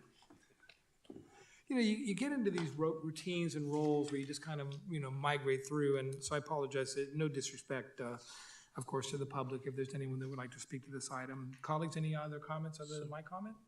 No, so I second the motion. Okay, so the motion was made by Councilmember Bucci and seconded by Councilmember Freitas. Let's please vote.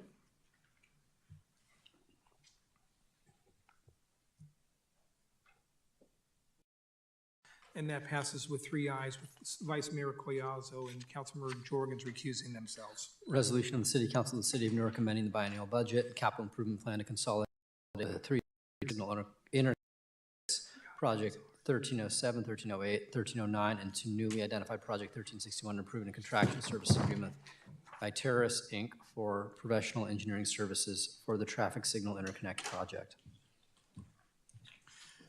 And I got to take full blame for not asking the public to speak, because the city clerk does such an admirable job in writing right here. Would anyone from the public like to speak to the item? It's right there in front of me. and I just kind of fly on by it. We'll be a little bit more cautious.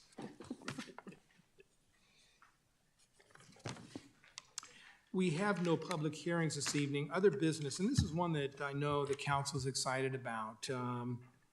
We have a number of plans coming forward, and this is really one of the first, especially as it relates to public art. And so we're going to get a presentation on the public master plan. Mr. Benoon? Your Honor and members of the council. As Your Honor indicated, this is a presentation of the draft public art master plan. We do have a number of plans, as Your Honor indicated, that are making its way through our community and ultimately being presented to the council at future dates. This is one of them. This is the Newark Public Art Master Plan. If the council may recall, about a year ago, council authorized a contract with 2 consultants to provide expertise in this field. A significant community engagement process ensued, and we have tonight a presentation on basic parameters of a draft public art master plan and a summary of feedback we received from the public. We invite the council to participate in the discussion this evening, provide thoughts and comments on the initial kind of parameters for a draft plan, and then following that, later, early next year, we'll return to the council with a fleshed out plan. We do have consultants here with us, but we will begin with our senior administrative analyst in the city manager's office, Ms. Roya Gonzalez. Ms. Gonzalez. Thank you, City Manager. Good evening, Your Honor and members of the City Council.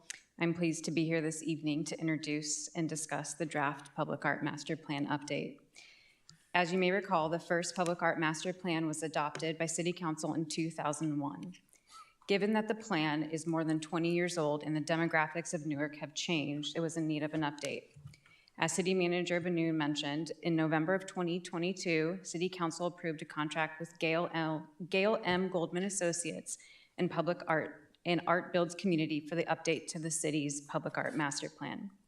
Over the past year, city staff have had the privilege of working with Gail Goldman Associates and Art Builds Community during the development of this update. This evening's presentation will include details about the extensive and diverse community engagement outreach from which reoccurring themes evolved. The consultant will present each of the themes and the recommendations associated with each theme.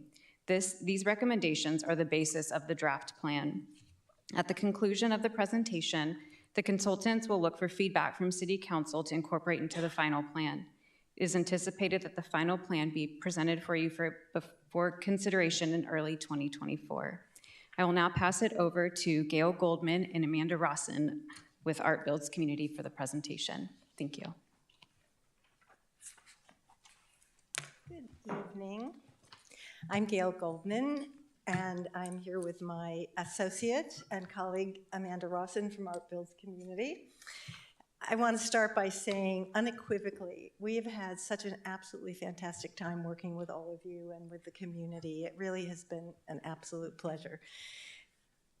What we want to start with is the vision, which is absolutely a direct result of all the community outreach. It is what we developed in response to everything that we heard. And the vision reads, all the residents and visitors in Newark will experience public art as part of their daily lives and throughout all neighborhoods, celebrating the city's history, people, natural environment, and culture.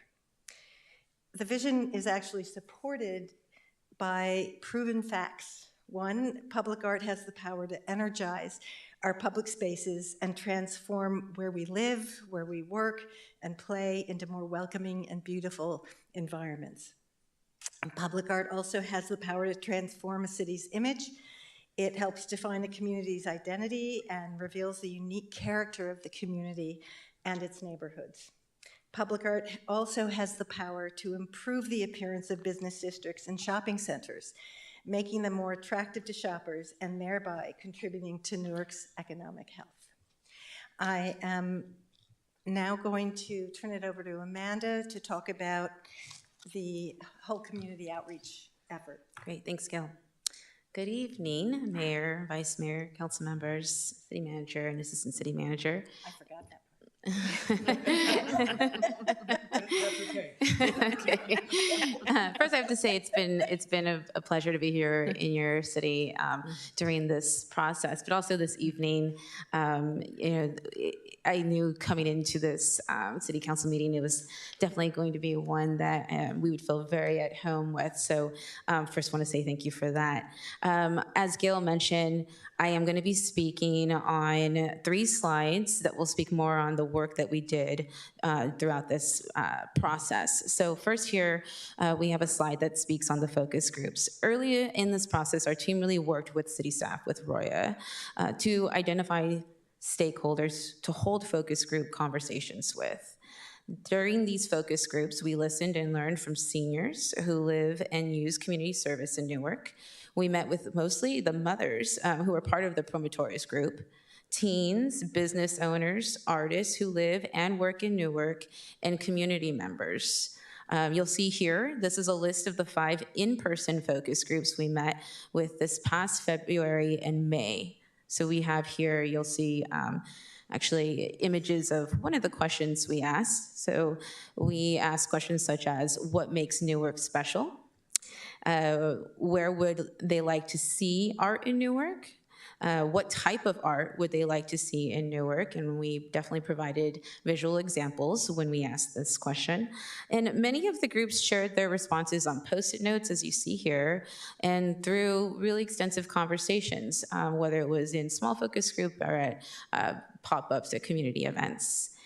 To engage with the teens, we actually asked them to get creative, to create a billboard, to imagine a billboard when you're coming off the freeway that would creatively welcome people into the city of Newark. And so they had to get into small groups. We asked them to share their billboards that they created and why they created them. This really opened up with us. They really opened up with us, and it encouraged them to think outside of the box. So you'll see here, actually, in this top image, a really fantastic artwork that one of the teens created that has the Newark, logo, and it says "Welcome to Newark," and the eye of Newark is this logo. So we really thought that was a great image to share with you. It was very important to our work to understand the events that already take place here, and there are, as we saw already today, there are really fantastic events that take place in the city of Newark. This here is a list of events and locations where the people who live and visit Newark already feel comfortable going to and engaging. So we actually popped up at the Family Fun Run, Family Day at the Park, the library, and Music at the Grove. We also believe in partnering with local artists to develop an artistic and engaging art activity that has provided data on the questions that I shared with you already in the previous slide. Throughout the research and community engagement process, the artist is somebody that we worked with. For this specific work, we worked with the local artist Vinci Chow, who developed an engaging art project, you can see here in the top 2 images, to elicit feedback from community members. So Vinci created images of different types of artworks and themes, and these were outlines, and community members were asked to choose which one resonated with them most when they would think about Newark. They'd pick that image and they would color it, and they would basically be creating their own shrinky-dink. And if you don't know what a shrinky-dink, I didn't know what that was until Vinci shared that with me. So a shrinky-dink is a type of paper that you'll see here on the top right. There's a paper there with an outline, and it's actually a dog in the natural environment, because we asked people, would they like to see artwork of the theme with the natural environment? So you color this, you take it home, you put it in the oven, and it shrinks, and you turn it into a keychain. So it's something that is interactive, it's creative, gets people thinking, and it was really a multi-generational activity. So it wasn't only for children, but adults of all decades were able to engage and really kind of have fun with sharing the type of artwork they would like to see in Newark. So during these 4 pop-ups, we had a variety of material to engage with community members to solicit their feedback on public art. Along with the focus groups and pop-ups, we also had an online and in-person survey available for community members to fill out both in English and in Spanish. Early on in the process, we did ask, what are the other language other than English that are most commonly used here in Newark? And there was quite a few. And so we had to break that down, and Spanish seemed to be the one that was the most common. We had 266 people participate in taking the survey, and it was available both online and in person. At pop-ups, people were asked to reply to the survey before engaging in the art activity, or before they were asked to identify where they would like to see art in the city on the enlarged map you see here in the top image. Overall, people had the opportunity to engage with the project and learn more about it in person and online through community event calendars, the city's quarterly newsletter, email blasts, flyers. We also made bookmarks that Joe Stoner was able to let us have present at the library to make sure that people had all access points to learn about the community engagement and the process. And now we're going to talk about the recurring themes and recommendations that we've drafted and are very interested in your input. The recurring themes, again, very literally came from all of these community events that Amanda talked about. We collated it, we studied it, we assessed it, and clearly there were many things that were repeated over and over again. And part of that, part of what we heard, and essentially I'd say, fundamental to our recommendations were the following. The citizens of Newark really want diverse and engaging public art throughout Newark Civic Center and neighborhoods.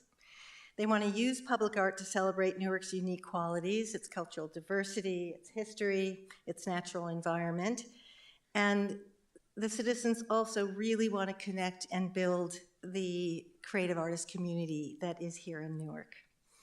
The first goal is identity and civic pride. Public art has the power to transform public spaces by giving them context and relevance and making them places of community interest and pride. A real basic tenet of public art is creating places where people want to be. This goal can be accomplished by placing public art at major entrances into the city, welcoming people, and also helping to really distinguish it from the neighboring cities. It can be placed along bicycle and pedestrian trails. It can be used to animate business districts and shopping centers. And one way that that can happen is by converting vacant storefronts into installations of art. Thank you. The next theme is accessibility in public education, which is locating high-quality art throughout Newark, ensuring that it's fully accessible to the public. This happens when there's a really broad range of public art and art experiences, so the volume and quality contribute to that. People feel art is accessible to them when they can really relate to the themes, like history, culture, natural environment, that is part of their everyday life. The more art that's placed in the public realm, of course, the more opportunity for personal engagement and also for learning. Finding ways to increase funding and build public-private partnerships are also ways to accomplish it.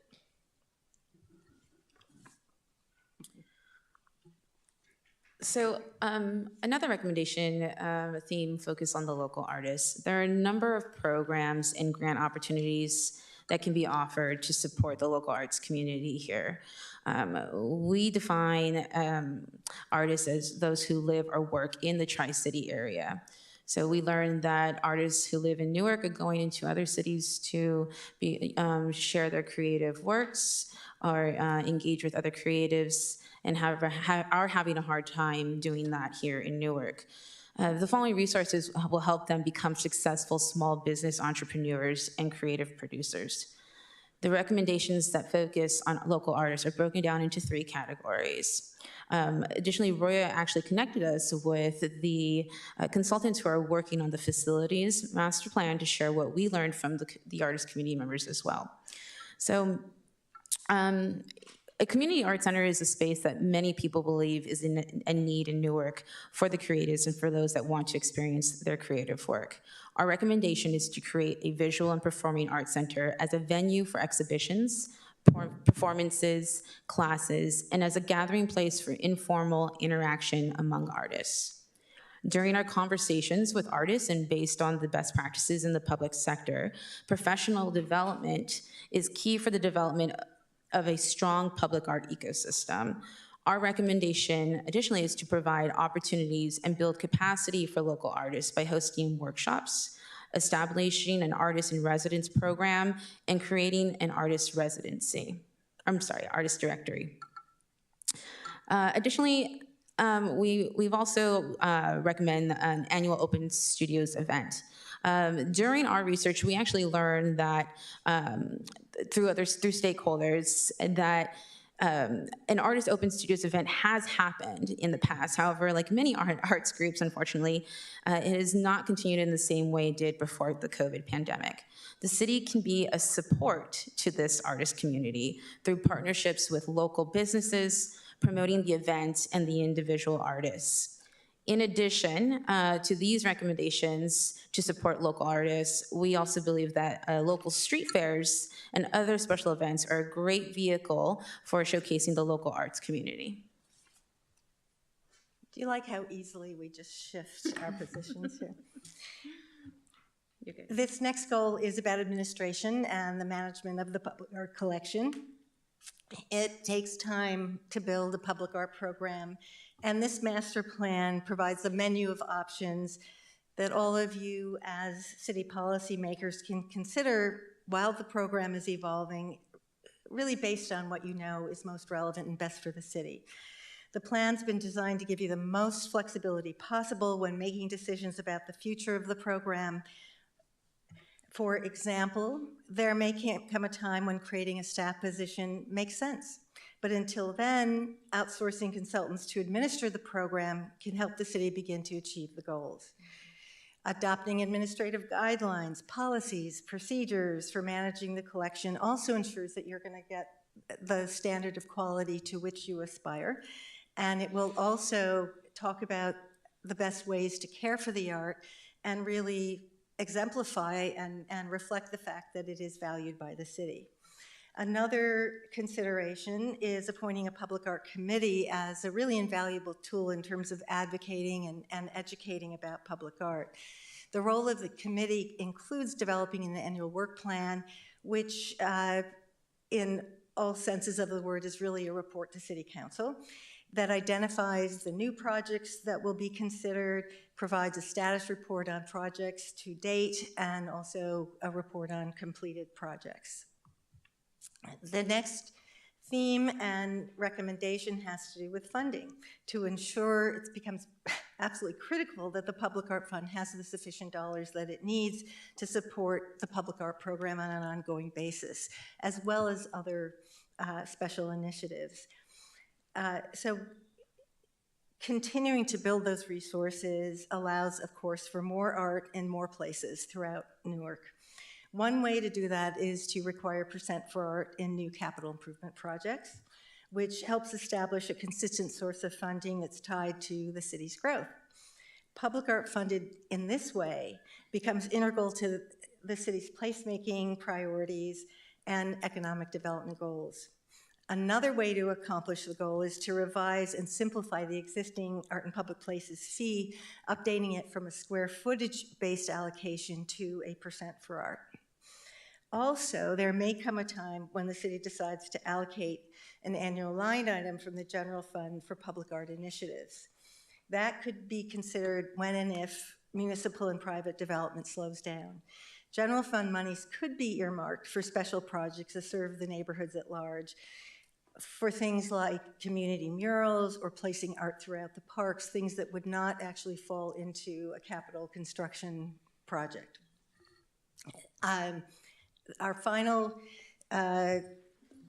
image and slide is to talk to you and have you talk to us about the draft first year implementation recommendations. What we wanted to do to kickstart the conversation is talk about the kinds of initiatives that were identified as priorities throughout our community outreach process. What we've done is touched on each of the themes to support the vision of building a thoughtful and cohesive collection of public art. And without taxing the existing staff, consultants can be retained to help manage these projects. In fact, it's already happening. Conversations are underway for including public art in the Old Town Streetscape and Central Avenue Overpass CIP projects, something that really impresses us considering the work that we do, that you've actually taken the leadership and initiative to be proactively thinking about it even before the plan itself has not been adopted. Those kinds of projects take many years to complete. So what we wanted to do is also provide some options of things that would have a more immediate result. That could be artists being commissioned to enhance the utility boxes and trash receptacles that adorn all of many of New York streets and parks. And also with minimal time and money, a real difference can be made coordinating artist galleries, supporting the annual Open Studios event, and developing a local artist directory. So this concludes our overview of the draft Public Art Master Plan, and we certainly welcome your questions and your input.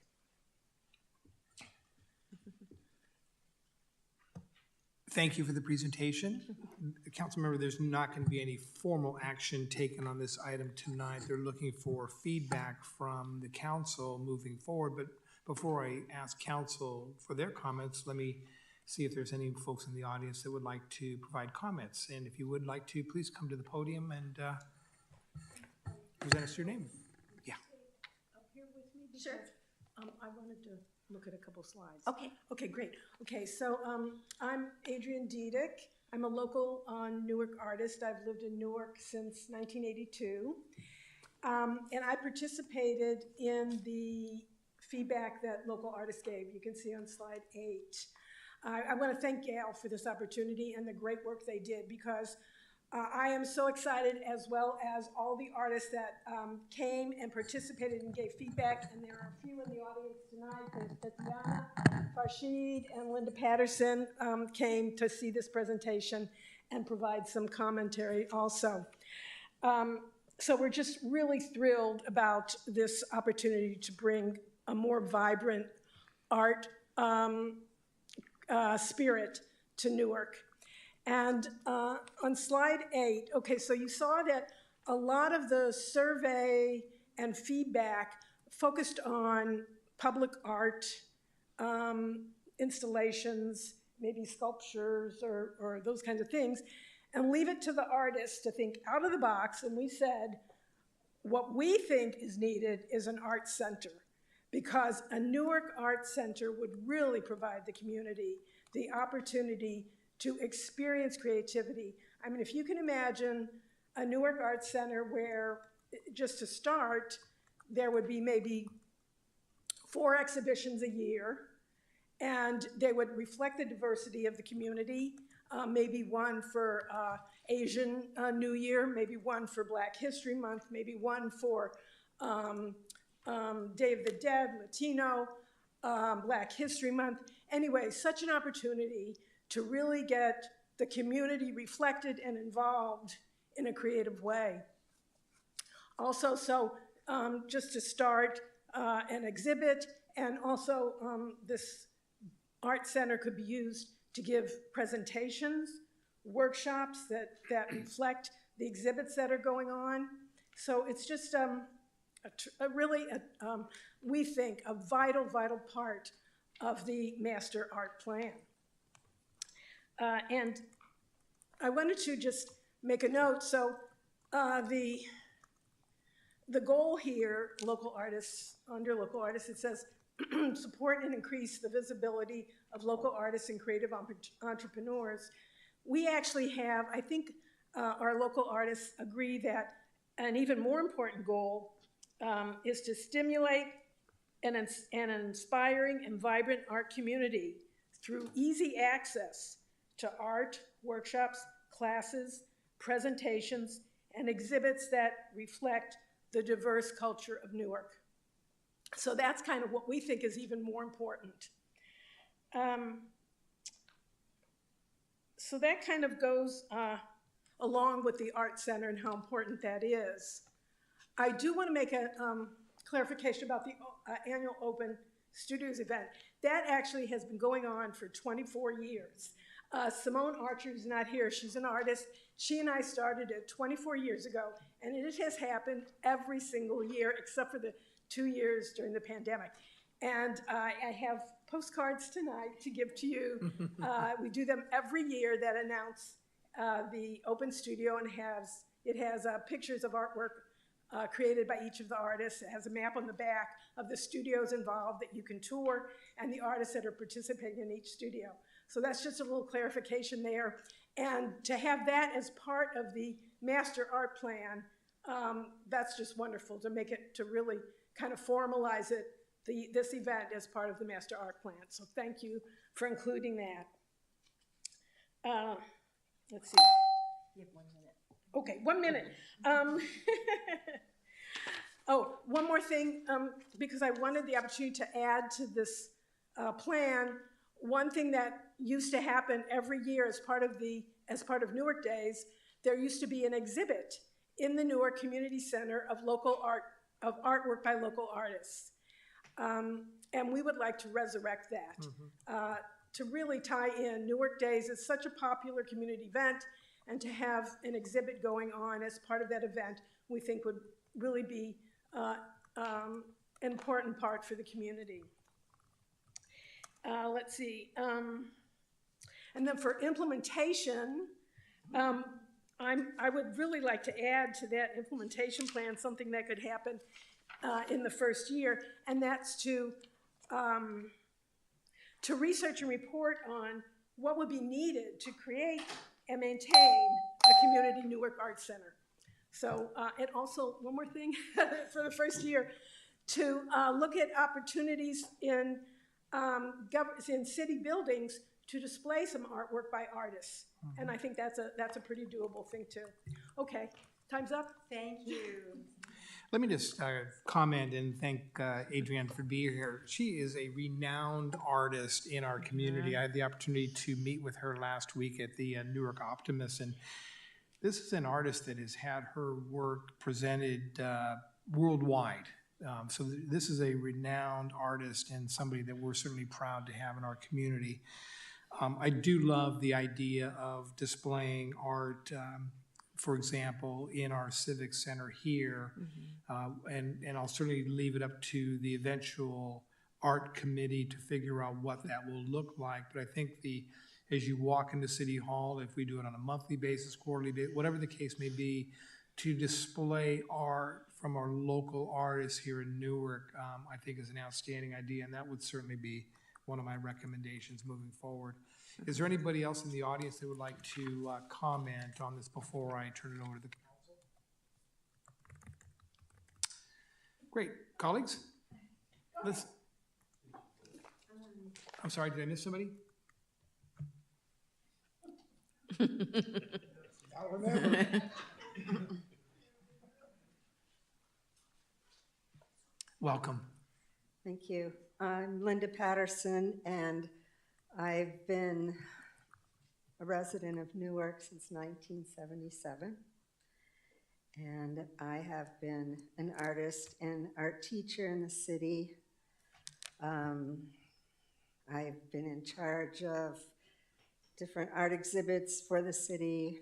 When we had Newark Days, we had a display at the Cedar Center, Art Community Center. And, you know, so there have been a lot of things going on in the city of Newark, but we've never really been recognized as artists. And we've never had any say in what goes on, it seems, or any, you know, ability to show how much we enjoy doing what we do and want to share it with others. So I think that an art center of some type for the city to have as a showplace for children, I think that that's one of the main important reasons I'm up here right now.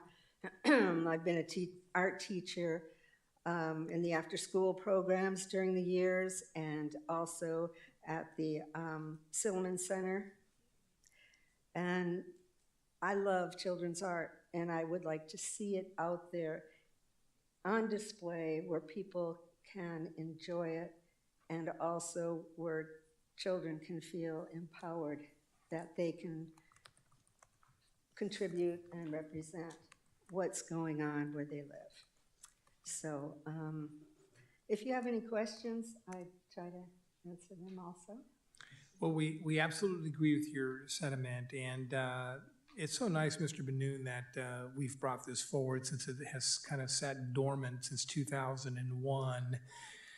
Certainly no reflection of this community's love for art, and certainly the art that our children do, as we know that some of those programs have escaped our public schools, and it's really our responsibility as a community to revitalize them. And thank you for all the work that you've done with our children. And our goal is, as mentioned, is to, really make this a priority moving forward in a number of ways. So I want to thank you for your comments tonight. I don't know, I just, in this conversation, recall that I did an art project teaching at Ash Street. Okay, Ash Street Park. This is a number of years ago, but it was just a great project that all the kids that were in the program got to contribute to making a mural on one wall. And that actually is part of Newark public art. However, it's kind of off to the side, but it was an excellent opportunity to show what kids could do. So anyway, Excellent. Thank you. Any questions? No, okay. Thank you.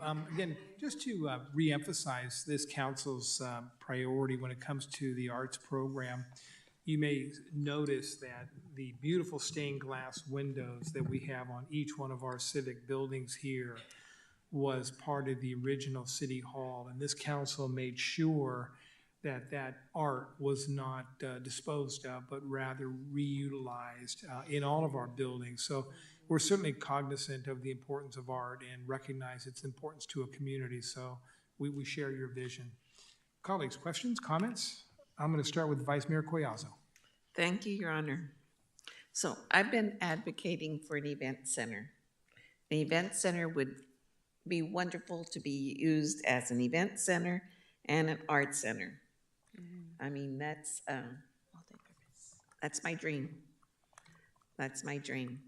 And I would like to be in touch with you ladies. I mean, if we can work on something together for some kind of a art fair, I would love to do that. So contact me. Let's see what we can do. So thank you. Councilmember Bucci. Thank you, Mr. Mayor.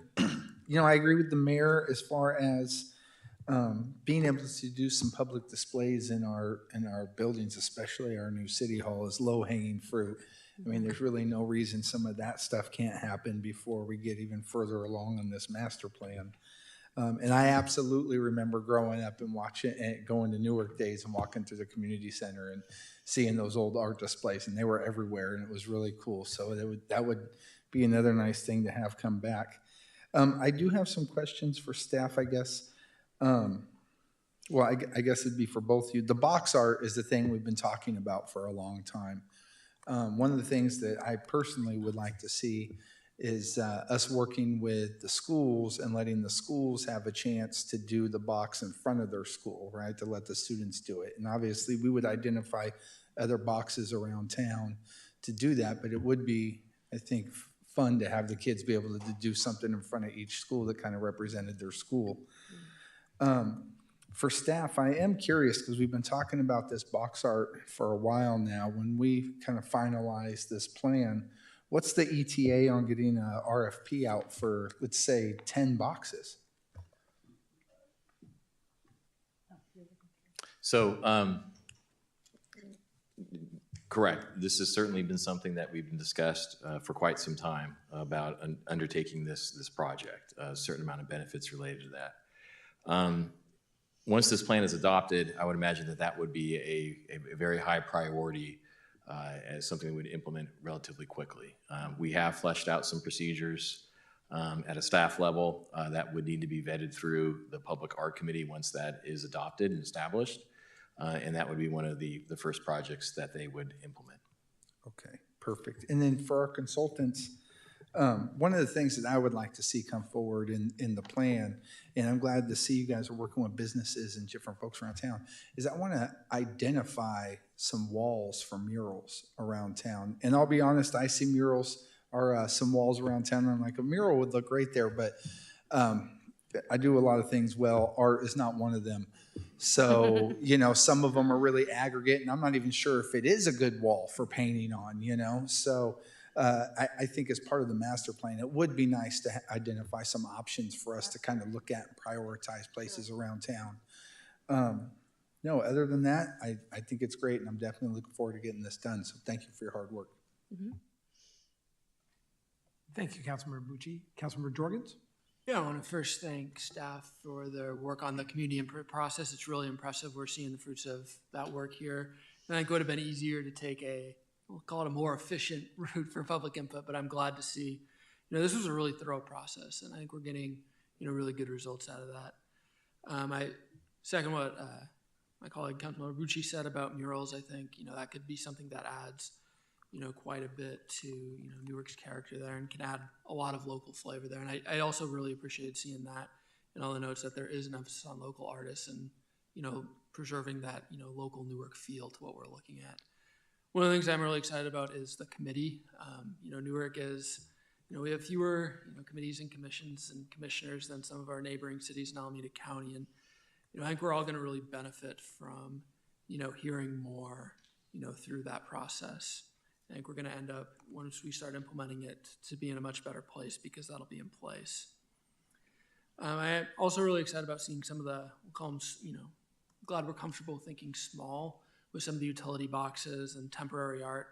I think that's, one of the areas where the committee is going to be really effective in, finding, opportunities and places where, we can really make our limited dollars that we're going to be able to put into this, go a lot further and make sure that, we're putting the best out there and doing the most of what we can. Because, I'll echo the mayor's comments, art is something that, is really important to the Newark community, and it's, I'm really glad to see it coming in this form here.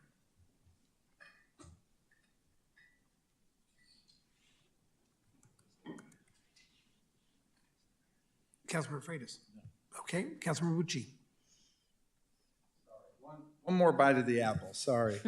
I have a friend of mine, Andrew Johnstone, who is the most talented artist I've ever met. And he actually wrote a book that talked about the importance of getting youth and kids involved in art and how them having an outlet is a direct tie to things like tagging in our neighborhood, for instance. Right. And one of the recommendations that he had, I heard him give at a speech that I thought was really interesting was that spray paint cans, I think, like the ones that we use in a year's time could reach from here to the moon or something if you stacked them on top of each other. It was something crazy.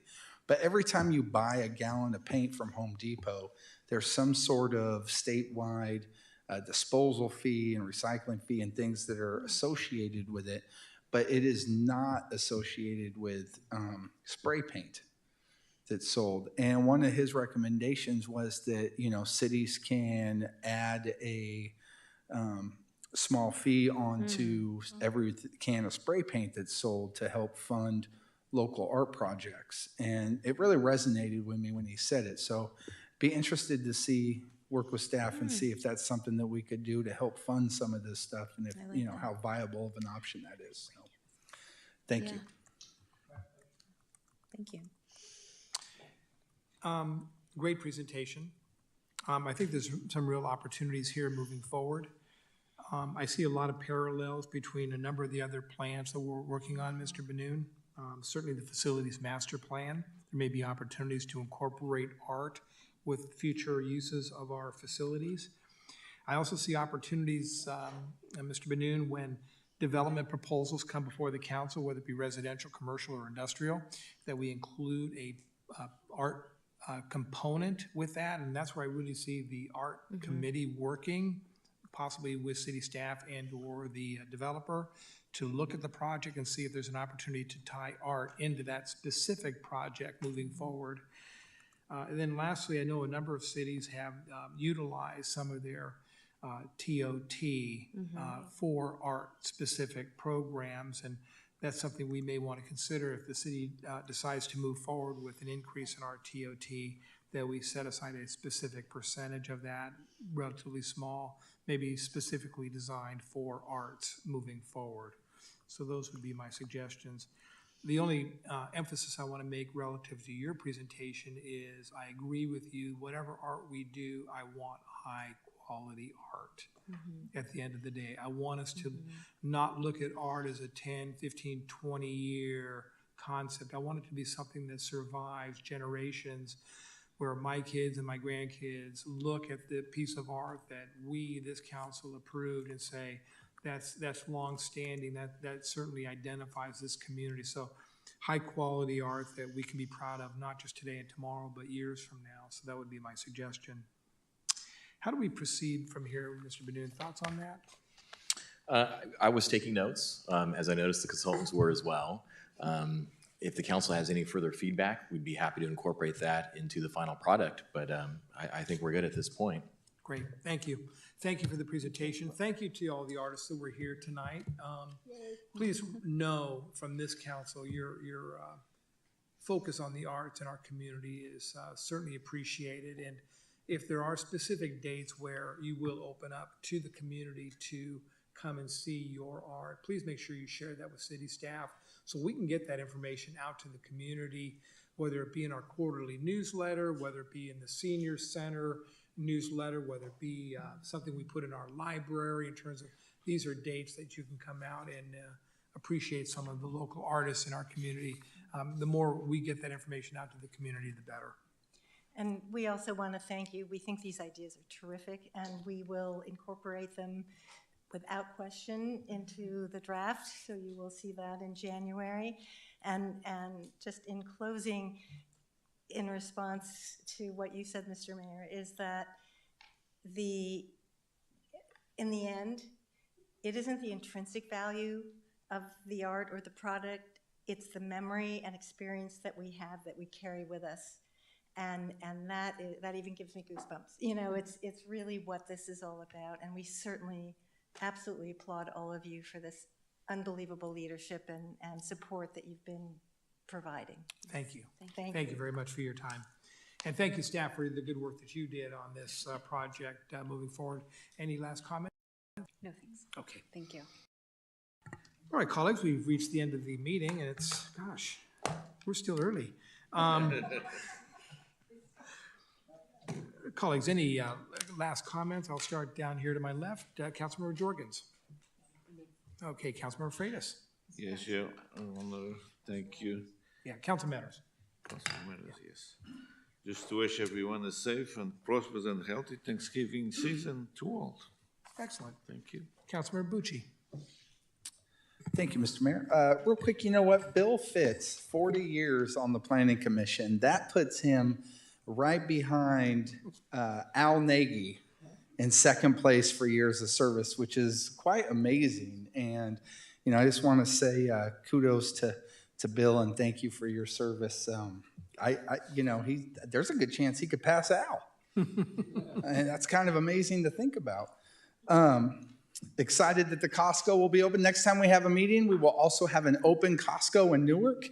So we're excited about that. I want to wish everybody a very happy Thanksgiving and hope everybody has some nice time with their family. And then before I go, I wanted to see if I could ask staff about a update on the citywide LED lighting.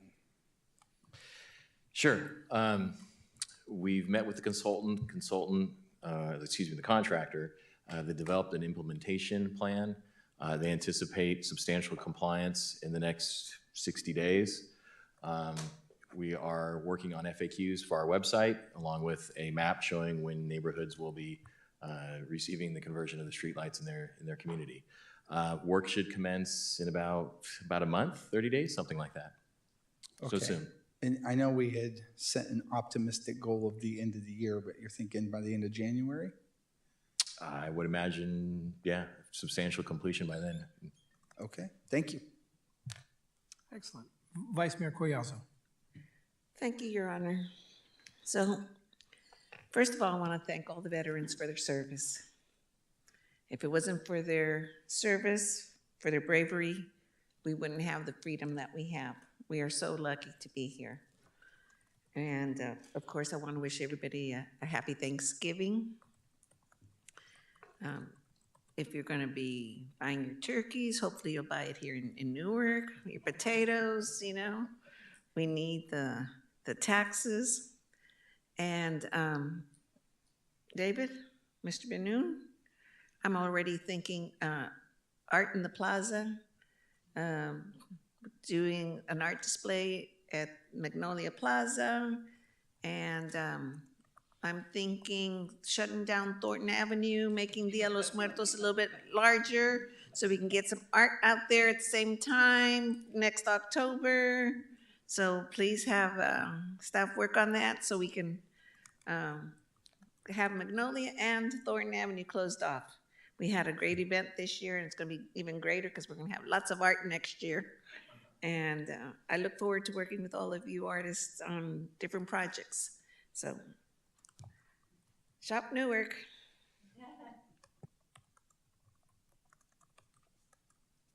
That's why we love Vice Mayor Collazo. She doesn't think small. Let's close off Magnolia, for example. No, let's close off the entire Thornton Avenue. You know, it's these grandiose ideas from the Vice Mayor that make us a great community. Just a couple comments. I share your comments regarding our veterans. You know, we're dealing with difficult tragedies around the world. We have American troops, you know, scattered around the world again, and you know, each and every day we need to keep them in our prayer as well as their families. So I share, let's make sure that when we see a veteran on Veterans Day, or we see somebody wearing a, you know, Vietnam hat, or somebody that served in World War II, we just take the moment to thank them for their service to our great country. Speaking of great men, I had the opportunity on behalf of the council to attend a 100-year-old birthday party for Mr. William DeLucchi. Mr. DeLucchi served, and we gave him accommodation. He served our community in many capacities. He was on the Newark's Parks and Recreation Commission from 1964 to 1975, on the Open Space Conservation Element Citizens Committee, the Civic Center Advisory Committee, the Economic Development Committee, and was an active participant in the 1964 park bond issue. Mr. DeLucchi was the chairman of the Citizens Advisory Committee for City Office Design, the Citizens Steering Committee on the previous City Hall design. That building included an 80-foot tall stained glass window commemorating elements of Newark's history. We spoke about that. The stained glass was so beloved, as we've talked about, that we saved it, and it's now part of our current Civic Center. So we, as a council, wished Mr. DeLucchi many more years with family and friends, and thanked him for his contribution. So I wanted to share that commendation that we presented to him. And with that being said, as Councilmember Freitas mentioned, I would certainly wish everybody a happy Thanksgiving. Do I think we have a meeting before then? We don't. Well, happy Thanksgiving. As the Vice Mayor mentioned, make sure you shop Newark. We can use those tax dollars to support our arts programs moving forward. With that being said, we're going to go ahead and adjourn. Thank you, folks.